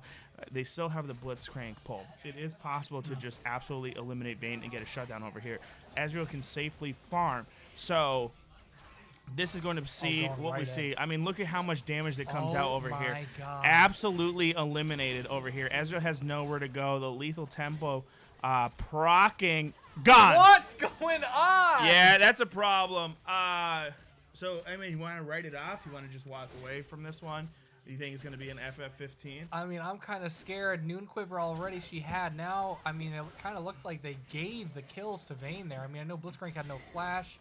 Ezreal definitely playing with fire. I mean, he has the flash up, exhaust is up.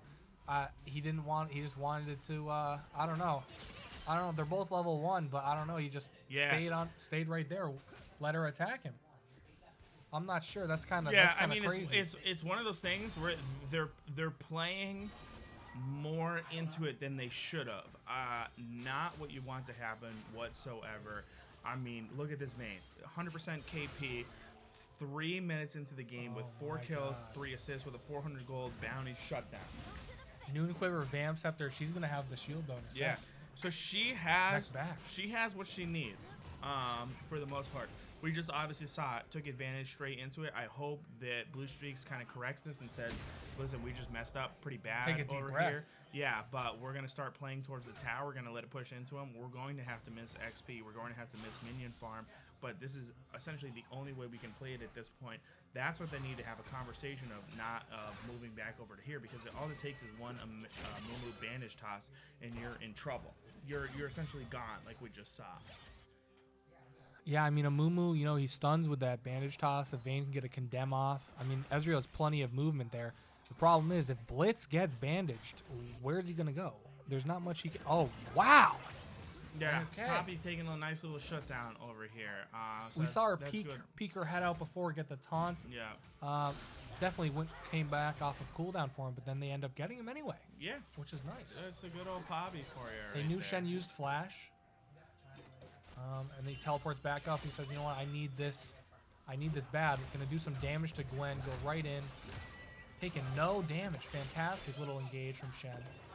Negated most of it until that true damage came through with the W. Get those auto attacks out of here.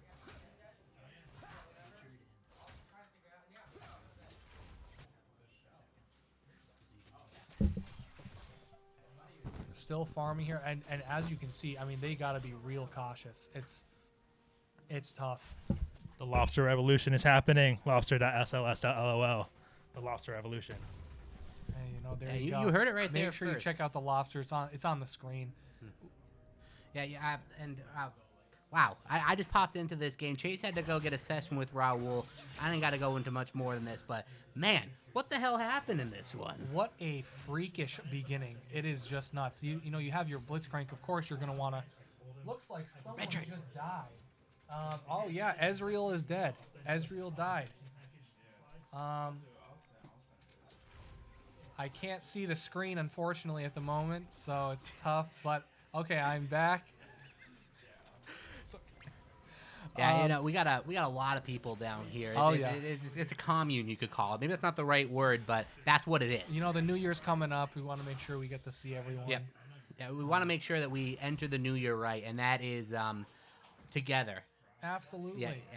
Because our leader says that we must become one. It's yeah, I'm a little scared of the actual. Nah, New Year's see, Day. but when you accept it, it's not scary because you are, and that's all you ever were. Right. I just need to embody it, make sure that Exactly. I just gotta jump And then into it. and we will all rise together, and it'll be beautiful. We will all become eternity. So, surprisingly, Wukong not making his way toward the dragon just yet. 6.5 minutes. I feel like he could have soloed it if he wanted to. Yeah, and honestly. He's going to make sure he's getting his farm going. Doesn't want to lose his lead that they got from that huge, crazy, zany, oh my god, intro there. Ooh. Now, looking on the side, look on blue side here, you got little Cassidon, right? You got a little bit of a win con if you get to the late game, but how can you even get there, You got the Cassiopeia, a bit of a hard counter, going to be strong in the laning phase. And, that's another kill bot lane, but, we don't even have to show that because we know the story down there. We know the story, and that's just another kill over to that Vayne, and absolutely unstoppable. Shen with the ult on top, it looks like. Yeah, going bot, and what can you do? What can you do if you are blue side here? Like, you're just absolutely destroyed. I mean, I don't know. Well, you throw that early. I mean, that is an absolute disaster for blue streaks in the first couple minutes. You don't say 3K gold leads like this too often. 4K. 2 kills, 3 assists on Vayne. A noon quiver into their first lane engagement is is brutal. Actually insane. It's brutal. I don't know what you're supposed to do. You have to play as safe as humanly possible. Make sure you can try to get some farm going on. Just try to recover. There's no real other options. The fact that Amumu's still getting these bandages off and getting some more kills for the lane. Now 100% KP at his full 9 assists. Same with Vayne. They're doing some work down there, and this is definitely what Hardhat wants. There it is, right at the 8-minute mark. Here comes the shield bow, and man, that is full mythic. And this Vayne, got a 500 gold bounty. Maybe that's something you try to commit some people bot lane, but this Vayne can almost fight the whole team by herself right now. Yeah, she's having fun right now. Aye. I would be having a great time if I were the Vayne. Gotta say, though, Ezreal, in a bit of a bad situation, is out CSing. So, a bit of a bright spot there. Not going to make up for the rest of the gold lead, but, definitely a little bit of positivity. All lanes decently close in CS. Mid lane definitely winning out with the Cassiopeia. Shen winning in top lane, even with affecting other lanes, too, with his teleport, with his ult. And man, it's tough. You gotta try to look for some plays here. Maybe you try to get bot lane back into it. There's not many avenues. There's just really not many avenues for blue side here. I mean, sub 10 minutes, you got quite the lead going. They can do what they can. We know Ezreal can do his safe farming. He's gonna probably get as many Qs off on those minions for last hits as possible. Going to do a little bit of damage on the Shen here. Does not know that Wukong is right here, still engaging on the Shen. Wukong's going to go right in, ult, get this Gwen out of my face, doing a shitload of damage to Shen still, but goes down in the end. Wukong, and Poppy's coming in to respond to that, says, well, actually, she just wants the farm. Okay, can't blame her. Definitely Shen and Wukong very scary together right now after seeing Gwen die so quickly like that. I'm just gonna grab the farm and back. Yeah, I had something in my throat right there, so I apologize for sounding a little different. But got that cleared out, and we're good to go. Oh, I'm glad. Yeah. I think Raul took his leave, but he definitely did his work, his job while he was here. I think Pat's all set with his torn ACL. It's somehow magically entirely repaired. Mm-hmm. So I don't know if he's got it's some... just an ACL. Right. You hear that all the time. It's like, hey, it's not a big deal, whatever. And it's true, it's not. Yeah, what's that one guy, John Johnson or something? Who's that? I don't even know. That's the problem. Looks like Wukong hovering top again. Wants to get another kill onto Gwen. Shen's going to try to bait it a little bit. See. Oh boy, another little kill going over into the bot lane over here. Looks like they Amumu dove is the now tower. 0, 0, and 10. Oh my goodness. Yep. So 10 assists on Amumu, 10 total KP on Vayne, 6 0 4. It looks like they got Vayne pretty low there. They probably, a flash and ignite down for Blitzcrank. It looks like they went pretty far towards the tower. Did not end up getting the kill. Blitz ended up dying. We'll see if Ezreal can get some gold here from the turret plate. Yep, we're gonna get a little bit of gold before those fall off in a couple minutes. Yeah, but it's something like that. You have to risk it. I mean, like it looked like all summoners ended up getting pulled over the side for the hard hat zone, but nobody unfortunately did go down. But there's a certain degree that you reach, and it's like, hey, listen, I don't care how many deaths we put up at this point. Let's just give it a shot, because if I get this one kill and I'm getting almost 1,000 gold for it, it's going to be worth it, and I can use this to my advantage over here. But Vayne, look at that, able to just clear the ward. That's how much attack speed is over here at this point. Full boots, full mythic item, and a couple other things thrown into the mix over here. So pretty much where you want to be on Vayne, normally about like 26 minutes into the game. So this is an absolute problem. I mean, the protection is there through the Shen ult and through just the team comp. So it's not going to be a good time for Blue Streaks. It really is not. But Shen over here, kind of a precarious position, but nothing too bad. Yeah, nothing too bad for him. Not too much of a crazy game potential from Poppy without a wall next door. Either way, Shen's got that dash from his taunt, so he's gonna get out of there unscathed. Yeah, as long as you dash before the Poppy gets there, you're probably gonna make it out. That's the realistic chances over here. It's when you dash when the Poppy's on top of you that's a problem. Yeah, that's the scary piece. It's just gonna stop you in your tracks. Looks like she wants to grab Rift, and meanwhile, Wukong is gonna grab the dragon. That is a Hex Tech dragon for them. Yeah. Looks uncontested to me. Yeah, it's going to be 2 dragons going over here. Probably trying to answer with a Rift Herald for herself at that point, so hoping to pick up some extra gold and make some sort of play happen over here. We might see a gank over in the top lane and or hopefully the bot lane out here to just try to get something in there. Maybe get a kill or two and pop that Rift Herald over here to kind of give your bot lane a little more breathing room, because right now they are struggling, let me tell you that.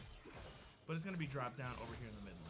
Oh, and Wukong's going right in. Decides to do the condemned, just missing, but they don't care. They're taking a full dive over here. Ezreal able to almost look like a get out, but a clutch of Mumu bandage is going to stop that Poppy going full blown into it all. Oh my God! Another bandage over here. So that was a 2-for-2 clutch bandages that were able to make that play work, and it happened over here. So I'm going to tell you right now, if you're Blue Streaks, you're tilted. You're pissed. Yeah, after that was play. Crazy. That's just something you do not want to happen to you. And that's what's so cool about that Amumu bandage toss. Riot doesn't do this with every ability. But still, you know, regardless of what happens to him, he's going to where he links that bandage with. I mean, he's going to Poppy. You know, maybe she hit him with a huge hammer, but he says, I don't really give a shit. I'm coming to you. My bandage is attached. I'm coming. Yep. And that little lizard is helping Wukong clear the jungle too as well. But it was a good progression over here by Riot to kind of say, hey, listen, Amumu is one of those champions that came out first when the game was released. He needs a little bit of a touch up upon. And one of the things that they did was give Amumu 2 bandage toss instead of 1, and that he follows his targets instead of ending up in the destination where he first casted it. And that we got to witness firsthand is that he got knocked away, but he bandage tossed as he did it.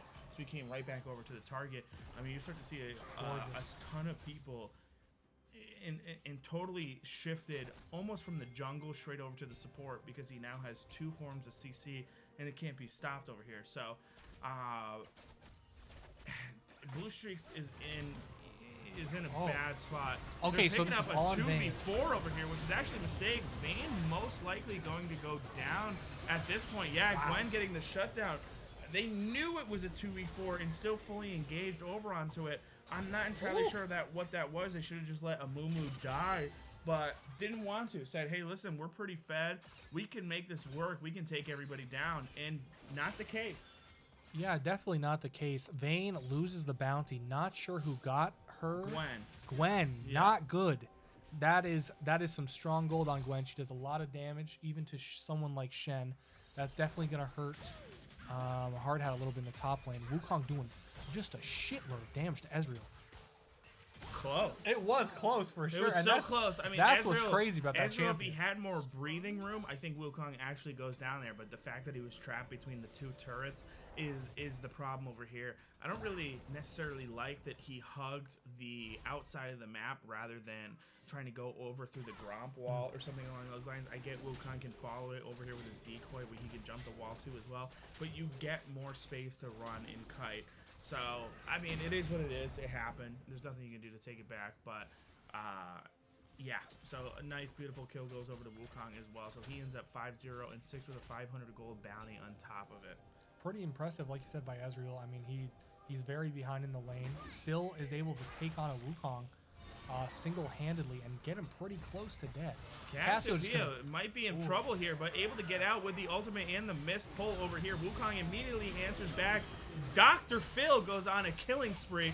Wukong still making quick work of everybody. Poppy also drops down. Amumu joins the fight, and it turns into what you thought was a 1v3 into a 3v3. A big turnaround. I mean, they had Cassio in a spot where she had to burn her flash. Ends up ulting after the Blitz missed his hook. Gets a couple, and then, you know, they just collapse and take a bunch of them out. That's what you get. Yeah, I mean, and gotta be careful. that's the exact right move that you want to kind of see by Hard Hat Zone, where they know they have the full advantage over here at this point and can just kind of play the map. The exhaust immediately goes out over to the Vayne over here. She's trying to get away. She is able to, but she's going to send it right back over to the Ezreal. He's going to drop down. The Shen all comes over in here. The Gwen is going to drop down immediately over there. And that's when you start to realize that, hey, listen, this Vayne is never truly alone. The Shen has the ultimate ability almost at any point that he wants to right here. They have a quick window where they can try that move again and see if it works without the Shen, but I doubt it will. Yeah, I mean, I don't even think Vayne really needed the Shen there. She needed to really nut up, ult, and do some huge damage like you saw as soon as she did. The Shen ult helped there, but if she has some more confidence, I think she could have 2v1 that pretty easily. And she ends up Blitzcrank gets a pull on Wukong, takes him over. From the dragon pit. He's just gonna... The problem is, like I said earlier and over here, is who you pull. I mean, realistically, the only people you want to pull on this team is Vayne. And when Vayne's not around, you don't want to pull anybody at this point. They're able to take these trades where it's like, hey, thank you. Actually just gave me a free engage. And they're able to make quick work of blue streaks over here. So it's a problem. When it gets to a point like this, Blitzcrank can actually work against you rather than for you. Unless, in fact, you can pull that Vayne and able to just swarm here before it goes down. Cassin get a quick engage upon, but nothing too much going to happen over here. Dr. Phil and Chill just going to farm the lane and push it for the most part. Actually doing excellent in the farming gain over here. He's averaging about 10 CS per minute. Yeah, that's pretty impressive by the Cassio. We saw that with Zeri last game with a decent farm factor, doing a pretty good job. And it looks, I mean, Hardhat's going to have a 24, 25-minute soul going on here. They're also going to be grabbing this Rift. Poppy got the last one. They want to get some more objectives going on. Probably just going to send it mid. That first tier tower's still up. It's going to be tough when they... Oh, Poppy's going to come in the wall. Shift him out of here. Hits the decoy. Wukong's still here with a smite. Still looking at a 50-50 smite. Wukong able to pick it up. Not going to. No one's actually going to grab the Rift Herald. They're looking just for a fight instead.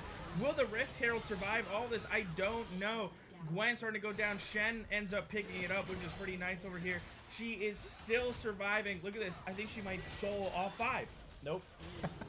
Absolutely not. Close enough by This there. is about where the point where I think most people have already been typing /FF.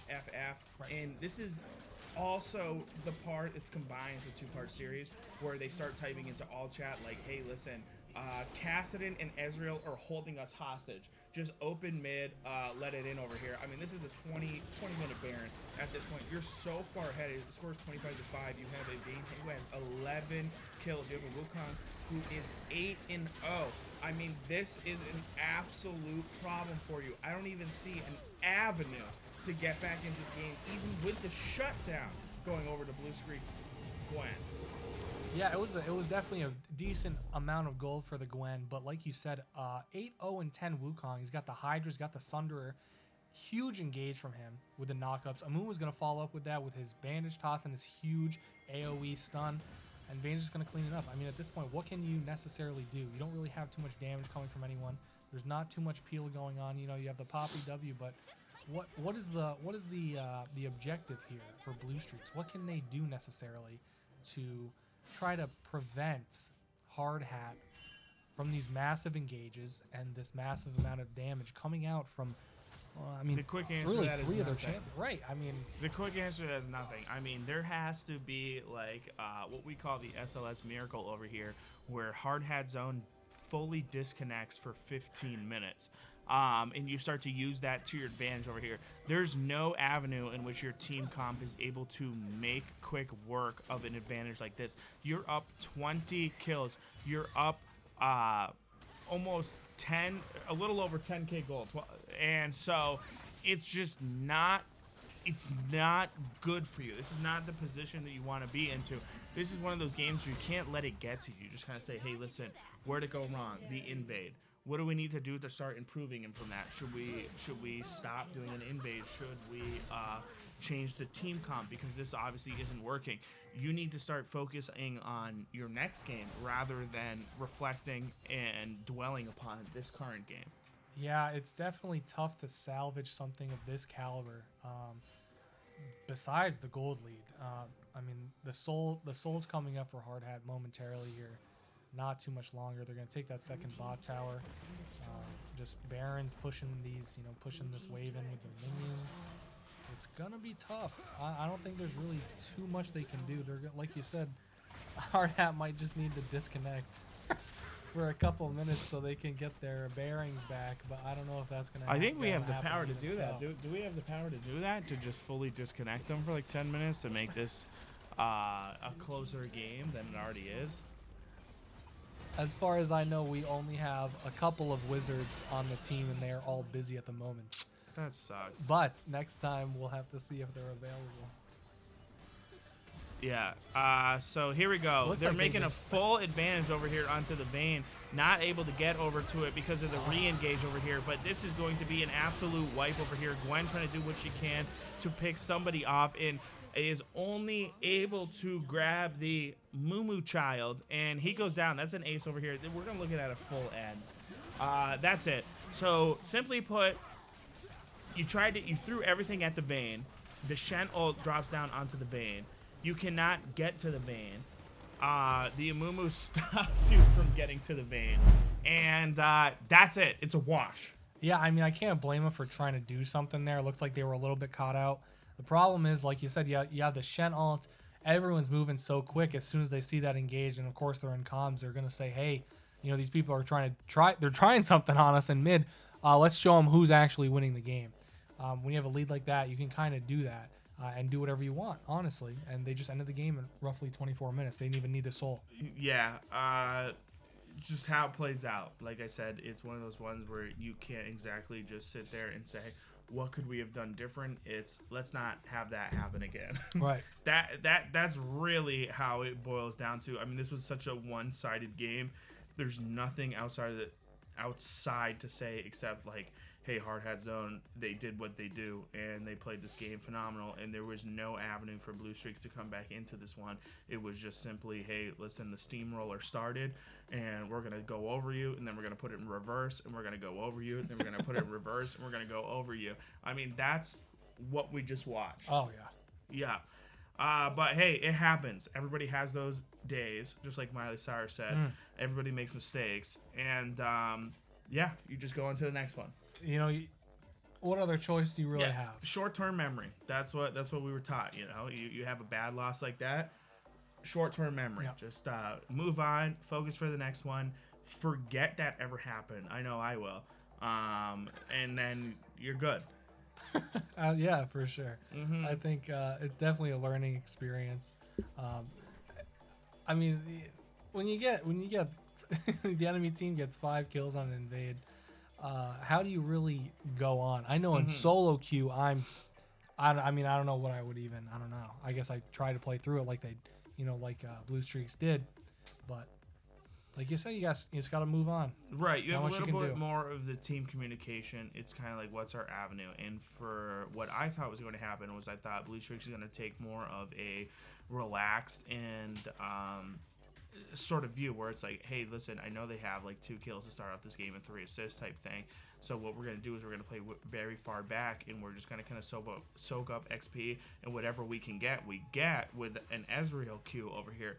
But that was not the case whatsoever. It was immediately like, hey, let's contest this wave.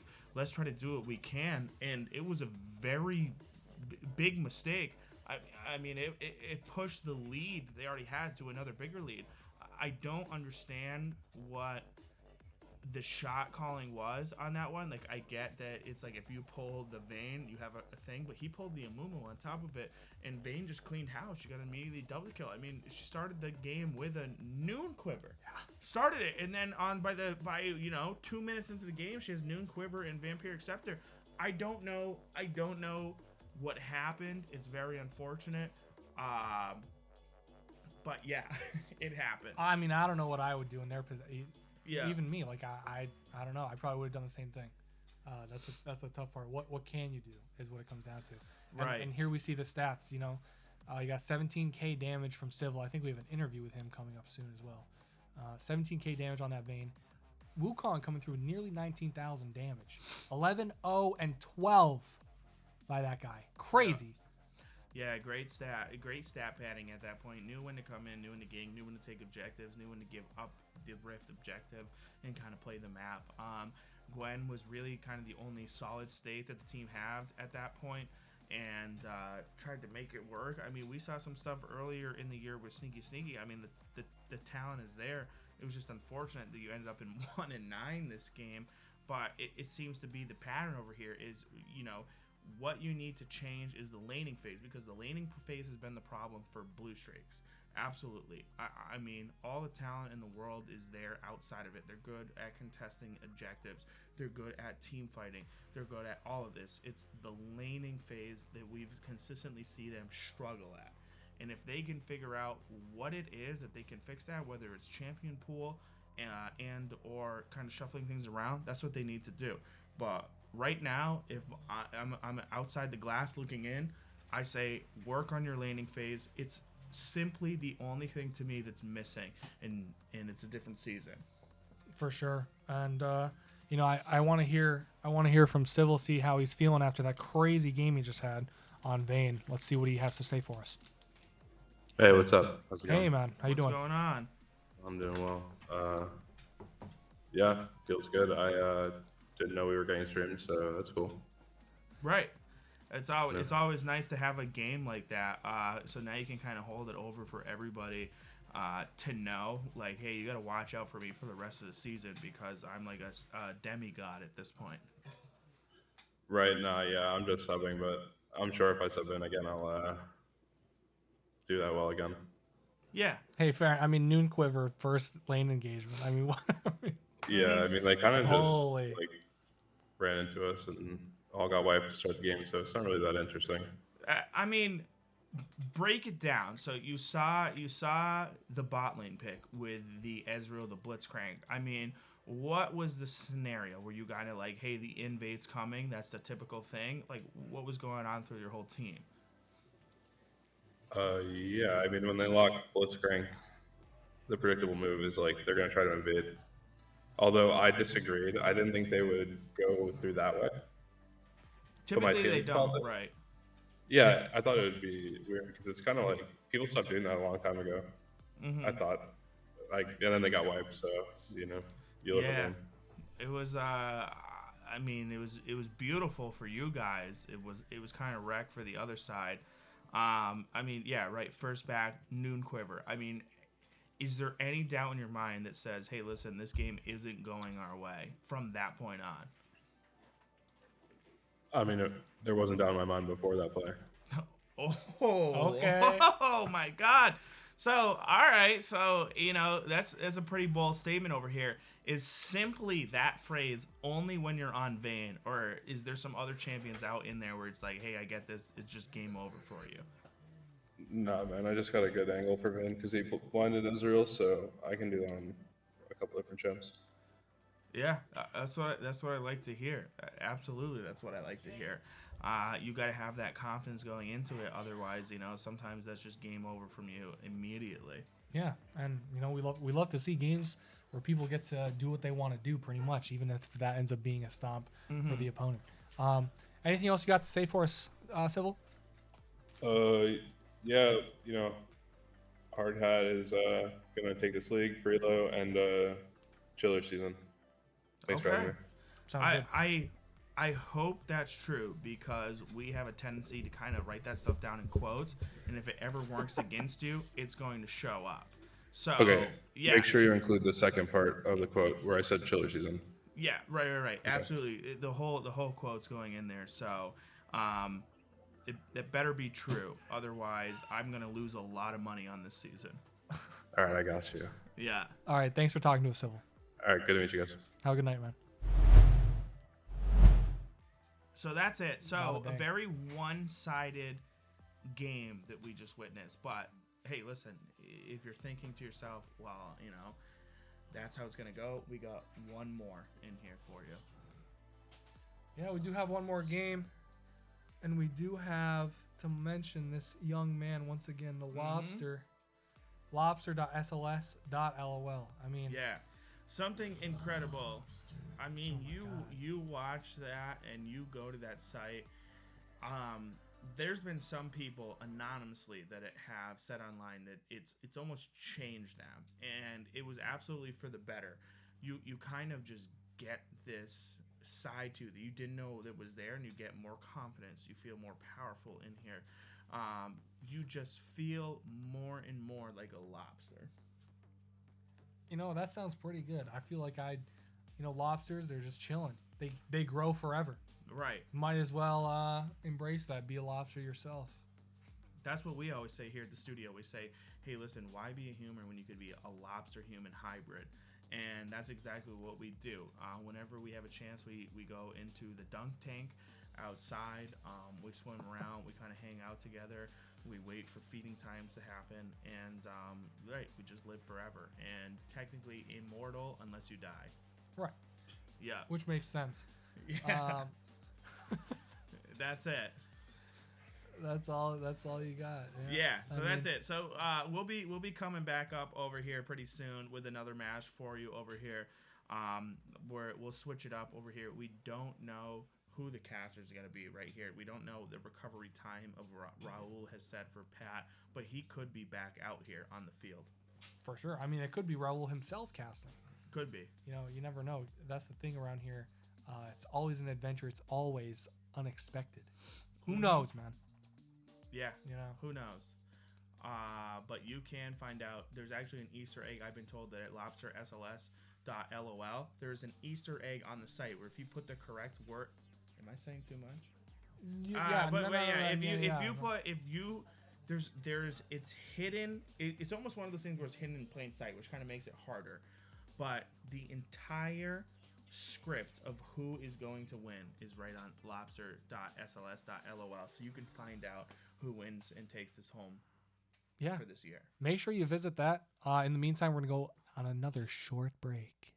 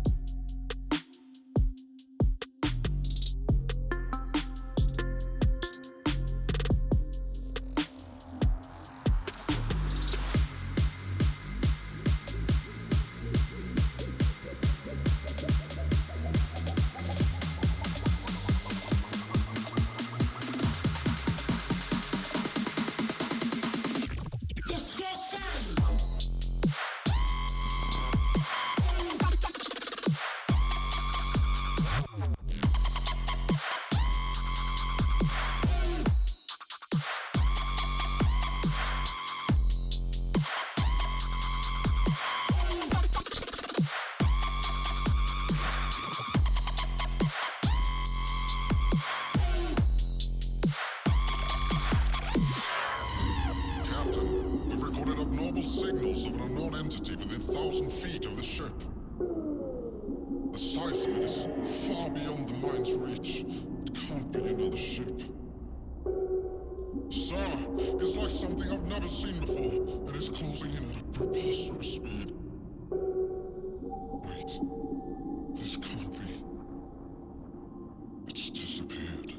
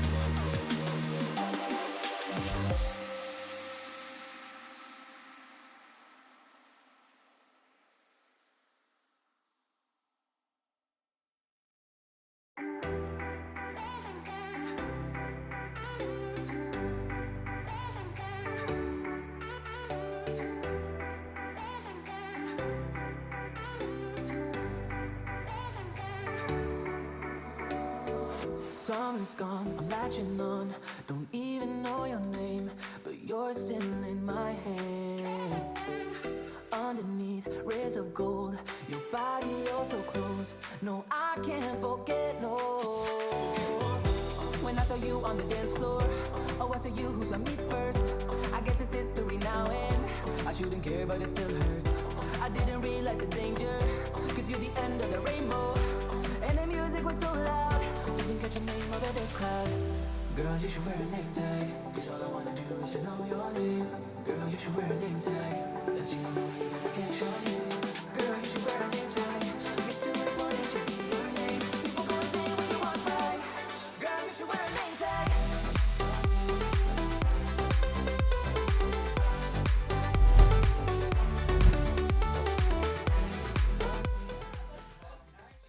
It's a nice little fish. Oh, we're live. Whoa. So welcome back for the third time. Third time. And we got ourselves a pretty good game over here. I'm promised. We better. This better be huge. Yeah, I'm supposed to be. From what? Hold on, let me. The third game is going to be a nail biter. It's going to be very close. It's going to look like it's a one-sided match from the beginning, and then it's going to even up, and then it's going to look like Chase, very close. Chase, what are you reading? The teleprompter. Dude, it's a script. Oh, so this is. What did I say? I don't know, man. This is going to be a blowout. Ignore what I said. That's not true. It was actually a spam email that I was reading. So don't believe it. Yeah, you see, there's only one thing you got to believe, right? We've been over this one time, two times, three times. It's never enough. It's all about SLS Lobster, all right? Just forget everything you said. Let the lobster become you. You are the lobster. I am you. You are me. Lobster is togetherness. Yes, it's true. You know what they say, like apes apart weak, apes together strong. Yes. Just like the movie. It's the same thing with lobsters. I'm sure a lot of you remember Finding Nemo out there, where all the lobsters pushed at the bottom of the net and was able to take the boat down. Yep. That's how we try to live our life over here. Is That like is. we want to be, regardless of whether we're captured and we can't leave the studio or not. Not saying that's true. But yeah, I mean, like we try to push our way down to it, and we would love to see the sun. Yeah. We love. We love, but once. we're not asking For to see much. the sun. We're not asking. Yeah. We're happy here, right? We're happy here. We're happy. I here. was so close to be getting out of the basement privileges. I was so close, and then okay, so I think we're actually are going to be ready to get into this game. You gotta be close. Yeah. So that's what I would assume over here. So here's what we got going on to here. We got a beautiful pick band phase over here, as we've seen so many times before. The Yon and the Nyla band going out over here. I like it. Also hitting up with the nice, beautiful Zoe band over here. It's some of those champions that can snowball and start to take over a match. No, for sure. Yeah, big, huge bands coming out. That Zoe band, I tell you, that's one of those champs you just kind of want to ban every game. Such a little irritating champ to play against. Yeah, very annoying. I hate when I get put to sleep and then all of a sudden I'm one shot. Not a very fun feeling over here. It's also not a very fun feeling when she can take all the summoner spells from the game, and also not a fun feeling where she gets random items on top of it. No, definitely not. No, definitely not. And Silas band. That's you're pretty familiar with the old Silas, and you got to get that thing out of here. Yeah, Gotta I get that do. thing I outta do here. love my Silas. You can throw him in the top lane, the jungle, the mid lane, the bot lane. It doesn't really matter. That man just always excels and does what he does best. So love him. Hate to see him banned, but I also respect it at the same time. No, definitely. But yeah, if you had to pick, what champ do you want to see this game? Anyone. Out of anyone. I would love to see a champion we haven't really seen so far, which is somebody like I want to see some sort of assassin here, like a Rengar or a Kha'Zix, something along those lines that we can kind of just see where if he's able to get like that 4 kills that he needs, they can just completely take That'd be over nice. a match. We'd like to and see that. Just kind of do whatever he wants. I mean, there's certain Alright, players in but this game. I'm gonna stop you right here because we're going to pick Dan a little differently here. You know, we always talk about the picks like, oh, this one's strong, you know, how's it going to play against this? But I want to take it a whole different direction. What team's drafting hotter right now? Oh. I mean, we got the Aatrox versus the Olaf right now. Olaf, that is a power matchup. I'd give it for the muscles alone. The beard is also going to get the splash art's doing a lot for me too. I get that, you know, Aatrox is kind of he has that dark, that mystery side to him, and some people like that, me included.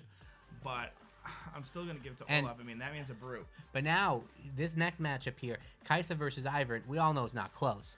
Right, I'm going to give it to Ivern. 100% of the time. Yeah, he just has a way with those words, and the fact that he can turn any 1v1 into a 2v1. Exactly. That's and some what I people, want. that's what they want in their life, Yeah, is a 2v1, to be 2v1. Exactly. So I'm going to take that 100%. Renetta Glass. That's hard to beat. It is. It could be hard to beat. Yeah, that's true. That's up in the air. You know, immediately for you. I know she's working with the wrong equipment, so probably out. But now here we go. We got Renetta versus possibly Sivir over here. Ooh, Sivir, an old classic. You know, Yeah. You really can't go wrong. Just this is gonna come down to. I'm gonna go three. I'm gonna go all three over here. Honestly, All-star team. honestly, yeah, it might just be a clean sweep. Yeah, I think so. I mean, Sivir, very money orientated. Yes. I mean, you could buy her love 100%. 100% of the time. Like that's it. You know. And hit you know, the right investment some people phase. need to do that, and I'm not saying we're one of them, but we're not getting anywhere not doing it, so we got to try our luck. Right. That's what I'm saying. I'd at least, you know, try. I'd try. You got to try it once. Everyone tries it once. Correct.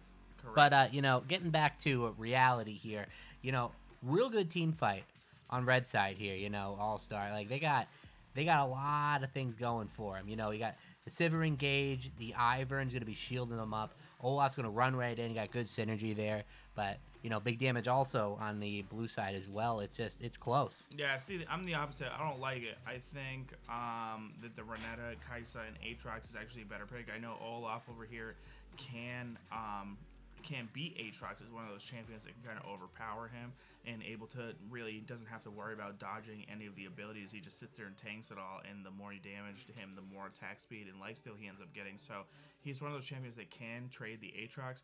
But in terms of the bot lane, I'm actually going to hand it over to a little Karthus pick over here. So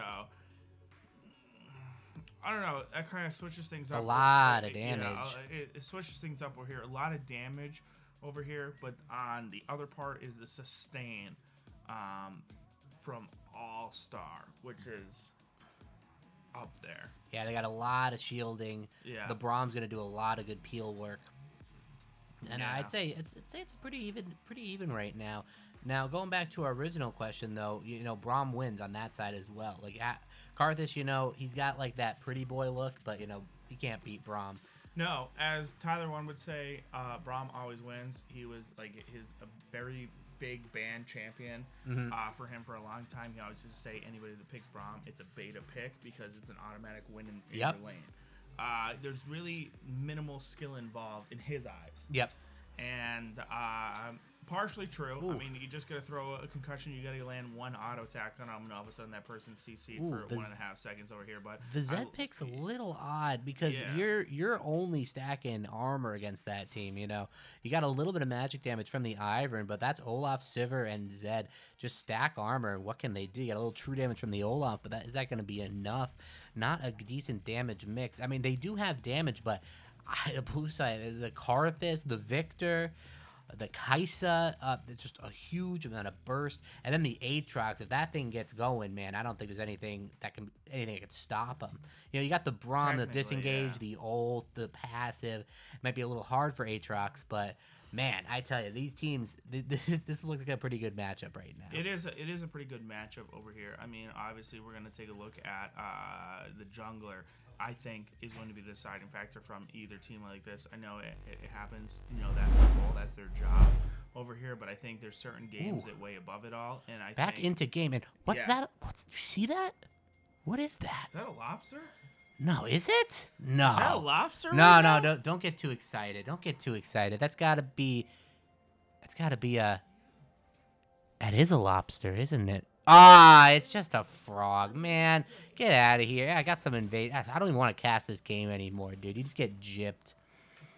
Yeah, Man, I hate something like that. You think it's going to be lobster, and it never is lobster. But, you know, they got this little ward action going on here. Going to see all this out. And it looks like All-Star is just going to back away now. Yeah, so you have the options over here to kind of fake the invade over they double back. Are they gonna go for this tower dive here? You know, they have the Braum. They can execute this. And Kai'Sa's getting a little close, but are they gonna call it off? Gonna lead with the Ivern Q, and she's almost certainly gonna go down. The flash, is that gonna be enough? Yet she gets away, but that is an early flash gone on the side of Kai'Sa for no summoners on the side of All-Star. The advantage in the bot lane already. The Kai'Sa, not the Kai'Sa, the Renata Glass coming in, throwing in the ability, stopping some recalls here. Going to be a little bit delayed to lane, but still that flash being down is a pretty big advantage for the side of All-Star. Yeah, so you saw instead of a good over here with the Renata Glass, you saw instead of the recall going over here from the Zed, he actually just pops a potion and walks straight back over into the lane, which is pretty nice over here. Sivir caught in a 1v2 scenario. They know that Braum is either leashing or backed over here, and they're taking a quick advantage over to it to try to get some extra damage over to that side. But Braum making his way over here. But looks like we got immediately trade off over here. Renata Glass caught over in the long side of the lane. The concussion blast is starting to go out at this point, but not able to do anything. It's immediately going back for a Kai'Sa. We got ourselves a nice, beautiful 2v2 at this point. No one able to do anything. But meanwhile, on the other part of the other side of the map, Olaf just wipes Karthus. So Karthus looks like started red buff on the enemy side because of the invade over here, and Olaf kind of recognized it, went straight over to the found him golems and killed him. Yeah, so he ends up with a red buff over on a lane that is already kind of hard for the Aatrox at this point. So that's an interesting start to the game. You know, he's only down 10 CS to nothing, but he has a kill.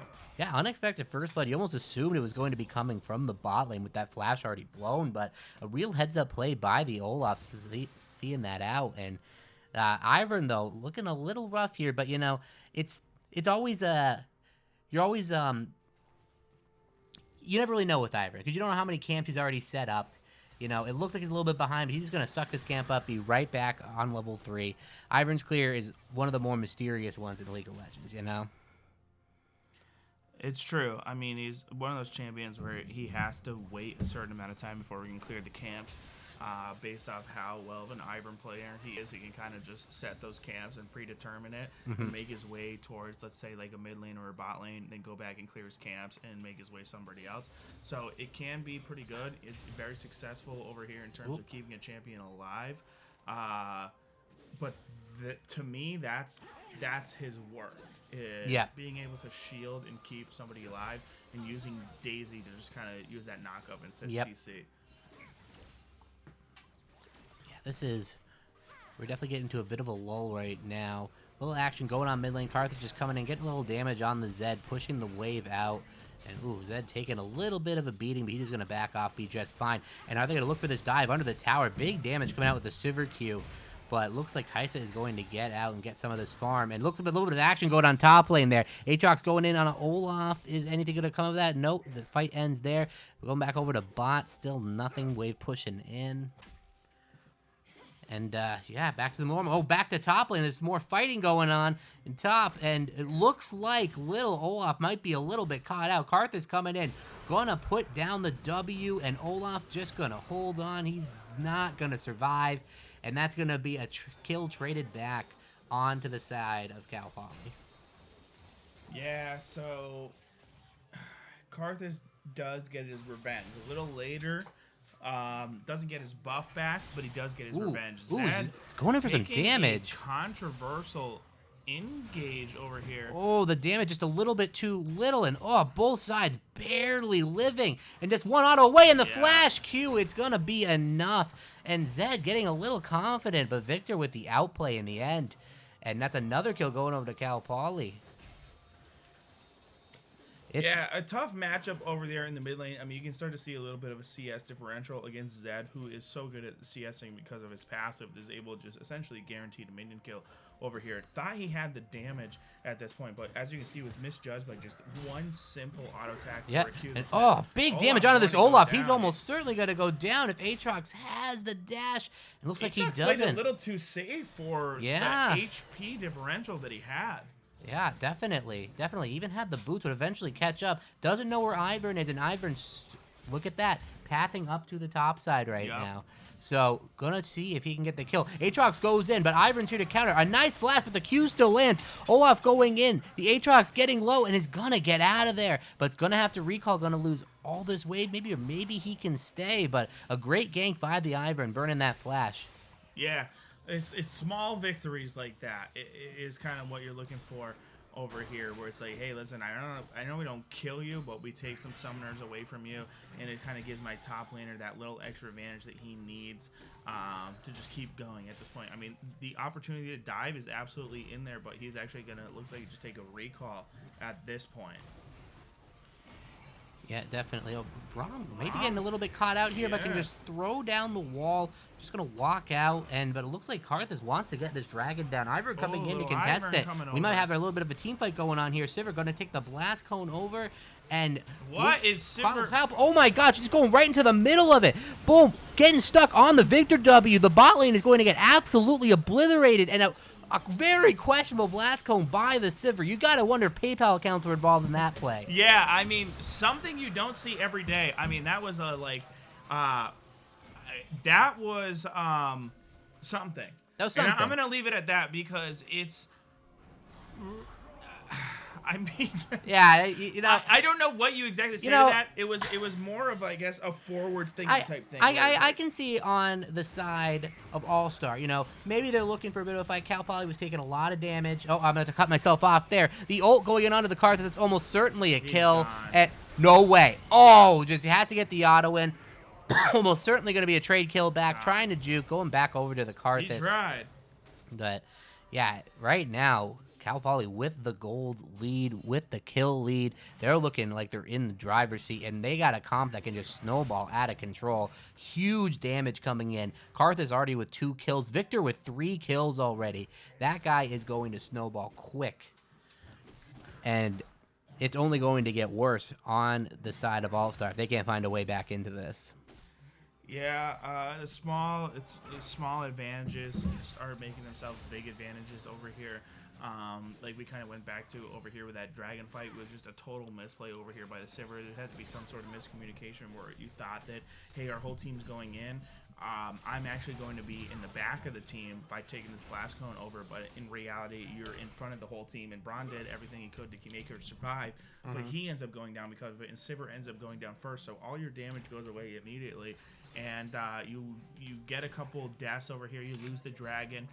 It sucks going into it, but is it going to stay that way? Are we going to start to see a little switch up over here? Is All-Star going to be able to make these changes? They're looking for something top lane here. It looks like they're trying to put their eggs into that Olaf basket, but I don't know if it's going to be enough. All lanes are in a pretty rough state. The bot lane, though, is the one bright spot. I almost want to see All-Star kind of play towards their bot. They got a pretty big CS lead right now. Yeah, Sivir, one of those champions that's so good. You know, you just use 2 abilities and your couple auto attacks, and all of a sudden the whole wave's gone.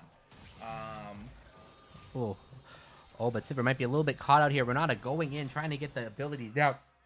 Sivir able to juke it out. Braum coming in to try and save him, and big damage coming in, and Sivir going to take a lot of damage, almost certainly going to go down. Can they get the trade kill back onto the Renata? Has the W. Braum's not going to have enough damage. Karthus is going to finish that one off. And then mid lane, another fight. Is the Q going to come through? Oh, and the Karthus ult. You can't do anything. You may as well just take your hands off the keyboard. This Karthus is taking control of the map. Victor with 3 kills, controlling mid, and just running away with this one. Yeah, the sad part is these mid exchanges have came down to who can hit one more ability, who can hit one more auto attack. And it just has not worked out for the side of Zed at this point. And it's unfortunate because the matchup is one of those matchups where it's like whoever gets that one extra thing in here wins the lane. And 2 times in a row now it's gone over to the side of Victor. And that's just not what you want to happen, because now we can start to bully you out of the lane over here. But, you're starting to lose the roaming phase at this point. So Zed is going to get locked into a losing lane right now. Olaf still trying to maybe pose his will up top here, but Aatrox has some damage, has some things to say about that. And my goodness, it's tough. But, you say it comes down to a few abilities, but that's League of Legends at the end of the day. A couple abilities here and there can make the difference. And unfortunately, for the side of All-Star, not going their way. No, I mean, there's certain games in what you say or do where it's like, why won't anybody die? It comes down to that one auto attack, and it's like 4 times in a row. That's a problem over here. But Olaf tried to give it his all in over here to try to make something work out of here. Not able to. Loses his ultimate over here. Aatrox able to get away with barely using anything. Oh my! 3v2. Getting a little caught here. Yeah, Karthus Zed making his way over here to try to even it up and make it a 3v3. Can he get here in time? Can something happen right now? And it looks like Daisy still going in, getting the knockups off, but both teams are just going to lick their wounds and walk away. Bot lane still more of the same. Auto attacks pushing in, but are they still going to stick around and try to contest this rift? Aatrox going back in. Ivern with the happy feet getting out of there, but the ult pop by the Aatrox. He's going to go in for this kill and get it onto the Ivern. Aatrox about to pop off. They see the tower. They back off, probably to go for the rift. Bot lane plates. That is the second to last plate down. Braum taking a lot of damage for it. Has to flash away from the ult. Sivir does get hit, but it doesn't matter. They're going to walk away with that plate goal. Braum having to blow flash, but at the end of the day, that's gold in All-Star's pockets. But Zed getting caught out again. The victor is in his head rent-free. It's a tough situation to be in. But bot lane going in. Braum trying to make a play for his team. Sivir with the damage to follow up. Is it going to be enough? The last hit for the stun on the passive. But it looks like Kai'Sa is actually going to turn around and get the damage off. And it's going to be enough at the end of the day. Oh, but the Q from the Sivir going to be enough to trade back and a fight bot lane goes the way. Oh, but top lane, we got another fight here. Olaf with 1 HP. The Ignite, is it going to be enough? No! The Karthus ult on top of it, and there's fights everywhere. All-Star getting a little bit, but losing a lot in the process. And again, the same theme. One auto here, one ability there. Maybe this game's a little different, but right now we know the result. Yeah, it's unfortunate. I mean, a combined 200 health at this point changes maybe 8 kills. Yeah, for sure.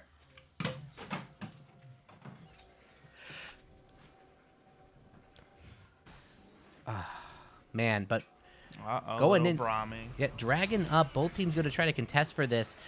All-Star trying to get a little bit of foothold in this Dragon fight, but Cal Poly has a ton of gold on their side. They know it. Karthus is huge, has the Mythic, has some stacks on his Dark Seal, and oh my god, the set is falling apart as we speak. Things are flying all over the place. Yep, just like the studio here.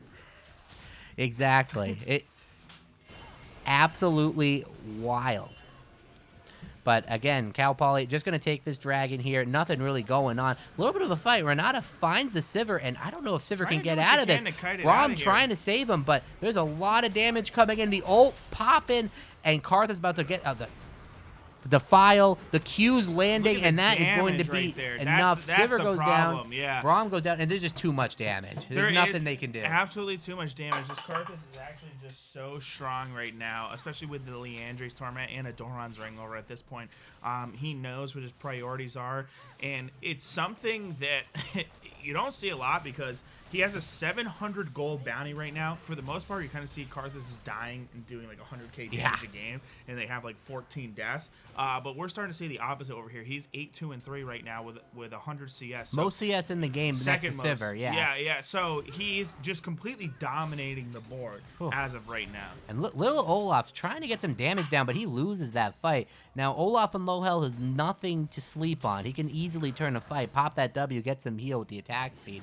But still, that's the one. They keep trying to pressure top lane, and it doesn't turn into anything. Aatrox has yet to die, and there's just not a lot of avenues for All-Star to come back into this. Their team is very limited. They're just going to stack arm, and there's going to be nothing that All-Star can do. Yeah, I mean, Olaf is one of those champions that does actually so good against Aatrox, but not one of those champions that is able to do so good when he's behind against Aatrox.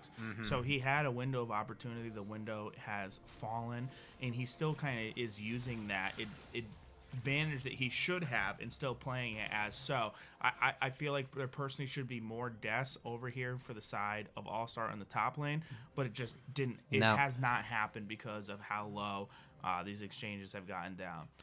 No, definitely. It's a really good play by that Aatrox to survive all the pressure. But at the end of the day, it's been the story of mid and jungle right now, just carrying. And Victor wants more blood, gets the move speed from the Q, the ult popping, the Gale Force to try to get away. Is it going to be enough? It looks like it, but Sivir going to have to run for her life, run away from that farm. And that Victor can do whatever he wants right now. Yeah, Victor's a big boy. One of the craziest damage champions in the game, in my opinion. I mean, we've seen videos of just him just burst anybody down in like 0.80 seconds. That is 100% true. Olaf's got to be careful here. He knows he has the ult. He knows he has the attack speed, get some lifesteal, but Aatrox can probably get that kill whenever he feels like it, but he's just going to take the farm, take the free lane at this point. And playing comfortable. Yeah, playing comfortable. And right now, all lanes being pressured. There's really, everyone's getting choked out. Sivir picking up some farm here and able to stay relevant with that farm, but it's going to be really hard for the side of All-Star to get back in this. Oh, and Victor, look at that. Finding Sivir again, does not have the Gale Force to get away this time. The Q, and the E, and that's going to be enough. Zed trying to go in to get a return kill. Is it going to be enough onto the Karthus? It looks like it, but that's going to cost 2 lives on top of it for a double kill. And Karthus lives with the triple kill. The Renata W saving his life, and then the ult on top, gonna secure the Quadra, blocked by the Braum shield, but gets the Dark Harvest stack. So at the end of the day, Karthus getting everything. 11 kills on that man. 2 items already. Full Dark Seal. Probably going to see a Magi's at this rate, but maybe doesn't want to jinx himself. And Aatrox wants this kill. He's had enough of Olaf's crap. Going in. Olaf barely going to make it out of there. He's going to have to run for the hills. Tower almost certainly Aatrox, going down. To be honest with you, is not taking the champion's potential to what he could be doing. I feel he knows he doesn't need to. Yeah, but at the same time, I mean, there's at least 4 other kills we witnessed at the minimum where he could have had. Yeah. I mean, but you're right. He doesn't need to necessarily. Oh, they're looking for a kill here. Sivir pops the ult. Ivern going in. Can they get this kill onto the Karthus? Yes, through the Renata W, it's going to be enough, but it's going to almost certainly be a wipe in response. The Aatrox comes in. The Victor damage is absolutely massive. Ivern running for his life, but Aatrox wants more blood, and a double kill goes over to the Victor. And absolutely huge. All-Star tries to look for an avenue back into the game, but they lose more than they get, and it's just more of a story for them. They're trying their hardest, but they're just too far behind at this point. And it looks like Rift Herald is going to be started off here. Man, I tell you, they can take whatever they want at this point. Rift, Dragon's going to be there. He's going to grab that in a second. Probably drop the Rift to make Dragon even easier to secure. If you're All-Star, what do? Do you just camp a brush Fnatic style? Try to get back into this? It's tough. Yeah, do the classic death brush right here. Wait for some sort of objective, clear the vision before using Braum, and then just stack it. Hopefully you can get an ace at this point. But what's the problem here? If you're pressing tab, what do you see? Karthus. Yeah. So the death brush stack could work against you. Yeah, it could absolutely work against you. Karthus like, oh, man.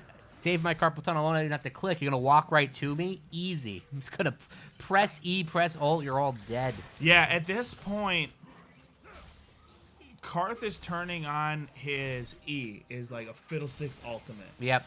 To these people. So I would love to see is just, you know, come right over a wall or something. Sivir getting a little bit caught out. Pops the spell shield. Going to be safe, but that's huge damage going over to Braum. The laser from Victor doing absolute work out here. And they're just going to take this dragon uncontested. Nothing All-Star can do. They're looking top maybe to try to find Aatrox, but Aatrox is wise. He's going to back out. That's going to be a free dragon going over. Aatrox running for his life. He knows he's safe. Olaf maybe going to still try to look for this, but Aatrox like, sure, fine, buddy. Come on in. And that trade does not go too well for the Olaf. He's still looking for it, though. And is that going to be enough? Has Olaf baited him in? The rest of the team coming up. Aatrox might be in trouble here, but he's going to pop his ult and do a ton of damage. Olaf's going to almost die to the Karthus ult itself. Aatrox barely living, getting some healing down. Victor chasing down poor Sivir in the jungle. Godlike. Oh my god. Kill. Yeah. Olaf trying to get the recall off. Aatrox survives barely, going back in. Well, he's healing on base, but there's probably still a fight going on top, maybe. Yes, yeah, and that's another kill. And that's legendary. Yeah, Look at so that man is 8-0-6 right here with the 700 gold shutdown. So he's worth 1,000 gold right now. Yeah, no, definitely.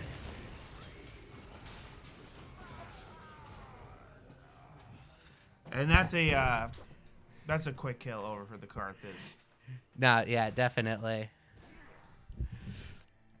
But yeah, at this point, like, what are you gonna do? You know, they're dropping Rift, they're getting towers everywhere. Just every single lane is absolutely huge right now. And at this point, you just got to think not if you're going to win the game, but how you're going to win the game. Like, do you wait for Baron? Do you even need Baron? Can you just go for a fight right here, get some Victor damage? I don't know. If you're All-Star, but look at that. Zed going to check a brush. Victor's right there. Going to absolutely burst him down. Zed pops ult, try to get some damage down. Doesn't matter. Victor getting pretty low, though.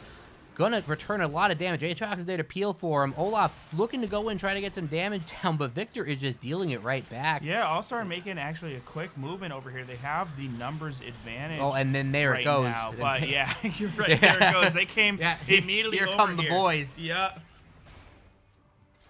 And yet gonna run them off at that spot. And my word, Karthus 12 kills, 9 kills on the mid laner. Victor's huge. Karthus ult, Braum not gonna survive that one. A valiant effort. That's a double kill right there. Immediately. Yep. Oh, and then there's the Kaisa ulting in over here. Yep. But Sivir gonna pay the price on top of it. Yeah. And man, it's gonna probably waltz over to Baron. At this point, you got to think they're just trying to pad the KDA a little bit. I mean, taking Baron's probably fine here. Do you even need it? You know, you can probably just do whatever you want. Absolutely, you always need Baron. That's the general rule right here. That is true. Legally, how could you ever win a game without Baron? You could always. It happens every day. I doubt that. Oh yeah. So that's 3 dragons over here, and it's a Baron buff over here. So we're seeing like we got the Lobster SLS.lol power play going on right now for almost the next 5.5 minutes. Mm-hmm. And what's going to happen in here? Do they survive the Baron push? That's what I'd love to hear from you. You see, at this point, if they just put 4 people in a lane, put somebody on a side, they can just put their put their will wherever they want. They can do whatever they want. There's huge damage. Like, this Zed cannot even be on the map. Aatrox going to absolutely poke him out. Karthus is huge. Victor is huge. They're just going to take this mid tower. They can't even get up to clear the cannon minion. Victor going to TP in to join, and what can you do? The damage out of the E is huge. They can drop ult whenever. This tower is almost certainly going to go down. But a little bit too far. The Braum ult trying to engage, not going to be enough. The Kaisa is untouched. Karthus is untouched. Huge damage being returned, and that is 3 kills going over, and that is almost certainly going to be the game. They're going to take this inhibitor here. Zed maybe going to look to get a kill in return. Going in onto the Karthus, but it flashes out immediately. Fancy feeting around. Gets the kill onto the Kaisa. No. Never mind. No. Renata W. The Yeah, shield so coming in. All that. I mean, it is such a good combination over here between the wall from Karthus and the exhaust. I mean, the second you trap somebody with that wall, Oh my it's actually gosh, just that impossible damage. for them to get out. I mean, this man is taking full frontal force of this game. There's nothing anybody can do. I don't even think. Oh, Daisy but the last at dance, this point Daisy's could coming save in. it. He's usually got something to say about that. But Ivern gets absolutely obliterated, letting his girl down. But at the end of the day, it's the Victor show. It's the Karthus show. And boy, are they putting one on for us. And the turret takes down Renata, not even getting kill credit for the execution. Yeah. A bit rough, but that's just the story of this one. And will they be gentlemen and end the suffering, or are they going to play for more kills? You got to respect All-Star for trying to defend their base, but the damage is huge. Braum about to go down. Olaf about to follow. Sivir running for his life. Olaf trying to get in. Oh, man. No damage to be had, but all the damage is on the side of Cal Poly. Absolutely insane. Karthus ulting over the top. Dies at the end. It doesn't matter. They're going to fountain dive, and that's it. That's all she wrote. There should have been a a kill counter on the side there for the amount of kills they got while Nexus diving. Oh my God, no kidding. Because that was almost like what 3 rotations. It's crazy. People right here.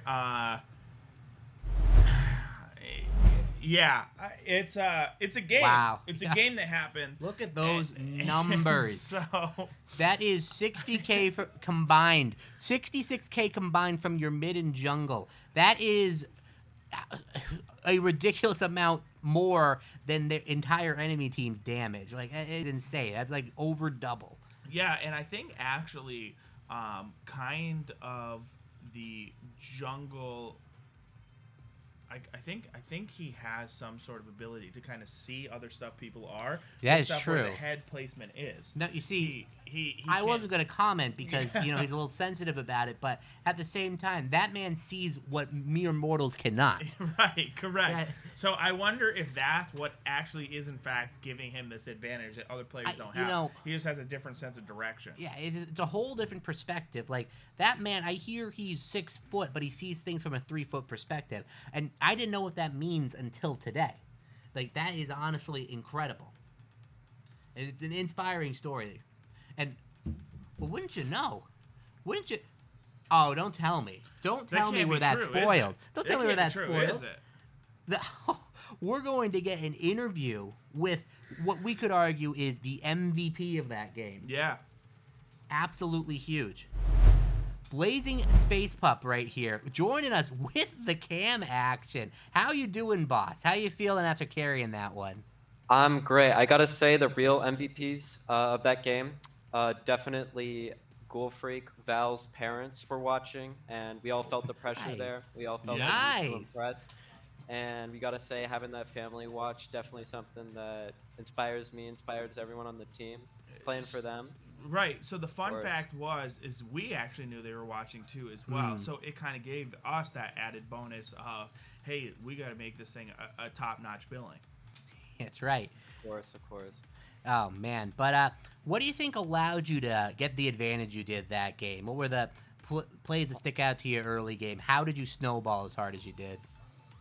Honestly, it came down to just tracking my lanes constantly. I mean, it's a little brutal, but with Karthus is clear, it's a little easier to be there on time. I remember early in that champ select, I heard Teggy's voice running, just saying Karthus at the last second. I'm like, yeah, that's a pretty good way to kill. Ooh. I felt really strong. We just needed that damage to get through the supportive style that we saw in the early draft, and I feel like we executed it perfectly. Yeah, I think the other team would agree. Yeah, I think at they that would. point that it was actually executed very flawlessly. Sad we didn't get to see you take advantage of your passive as much as we would have. Yeah, that is true. But you had some incredible ults in there, which probably netted you like 6-7 kills, which is always great. Yeah, nothing feels better than being that fed on Karthus. Nothing does. I can attest to that for sure. That's it. So it looks like we already sent you some medals, and you already have them framed up behind you. Look at that. So you what's that? MVP of the split, and I can't remember what the other one is too as well. Oh, best dressed. Yes, that's what it is. Appreciate that. Yeah. Yeah. So very good. I'm glad you already had those hanging up there. You were supposed to wait to the end of the season, but I get it. You know, It's you so read the script rewarding. ahead of time. We get it. I mean, right. We did know, too. Trust me. And I want to congratulate you on your victory. Appreciate yeah, that. absolutely. Yeah. Is the overall great game to you and everyone else on your team, and we.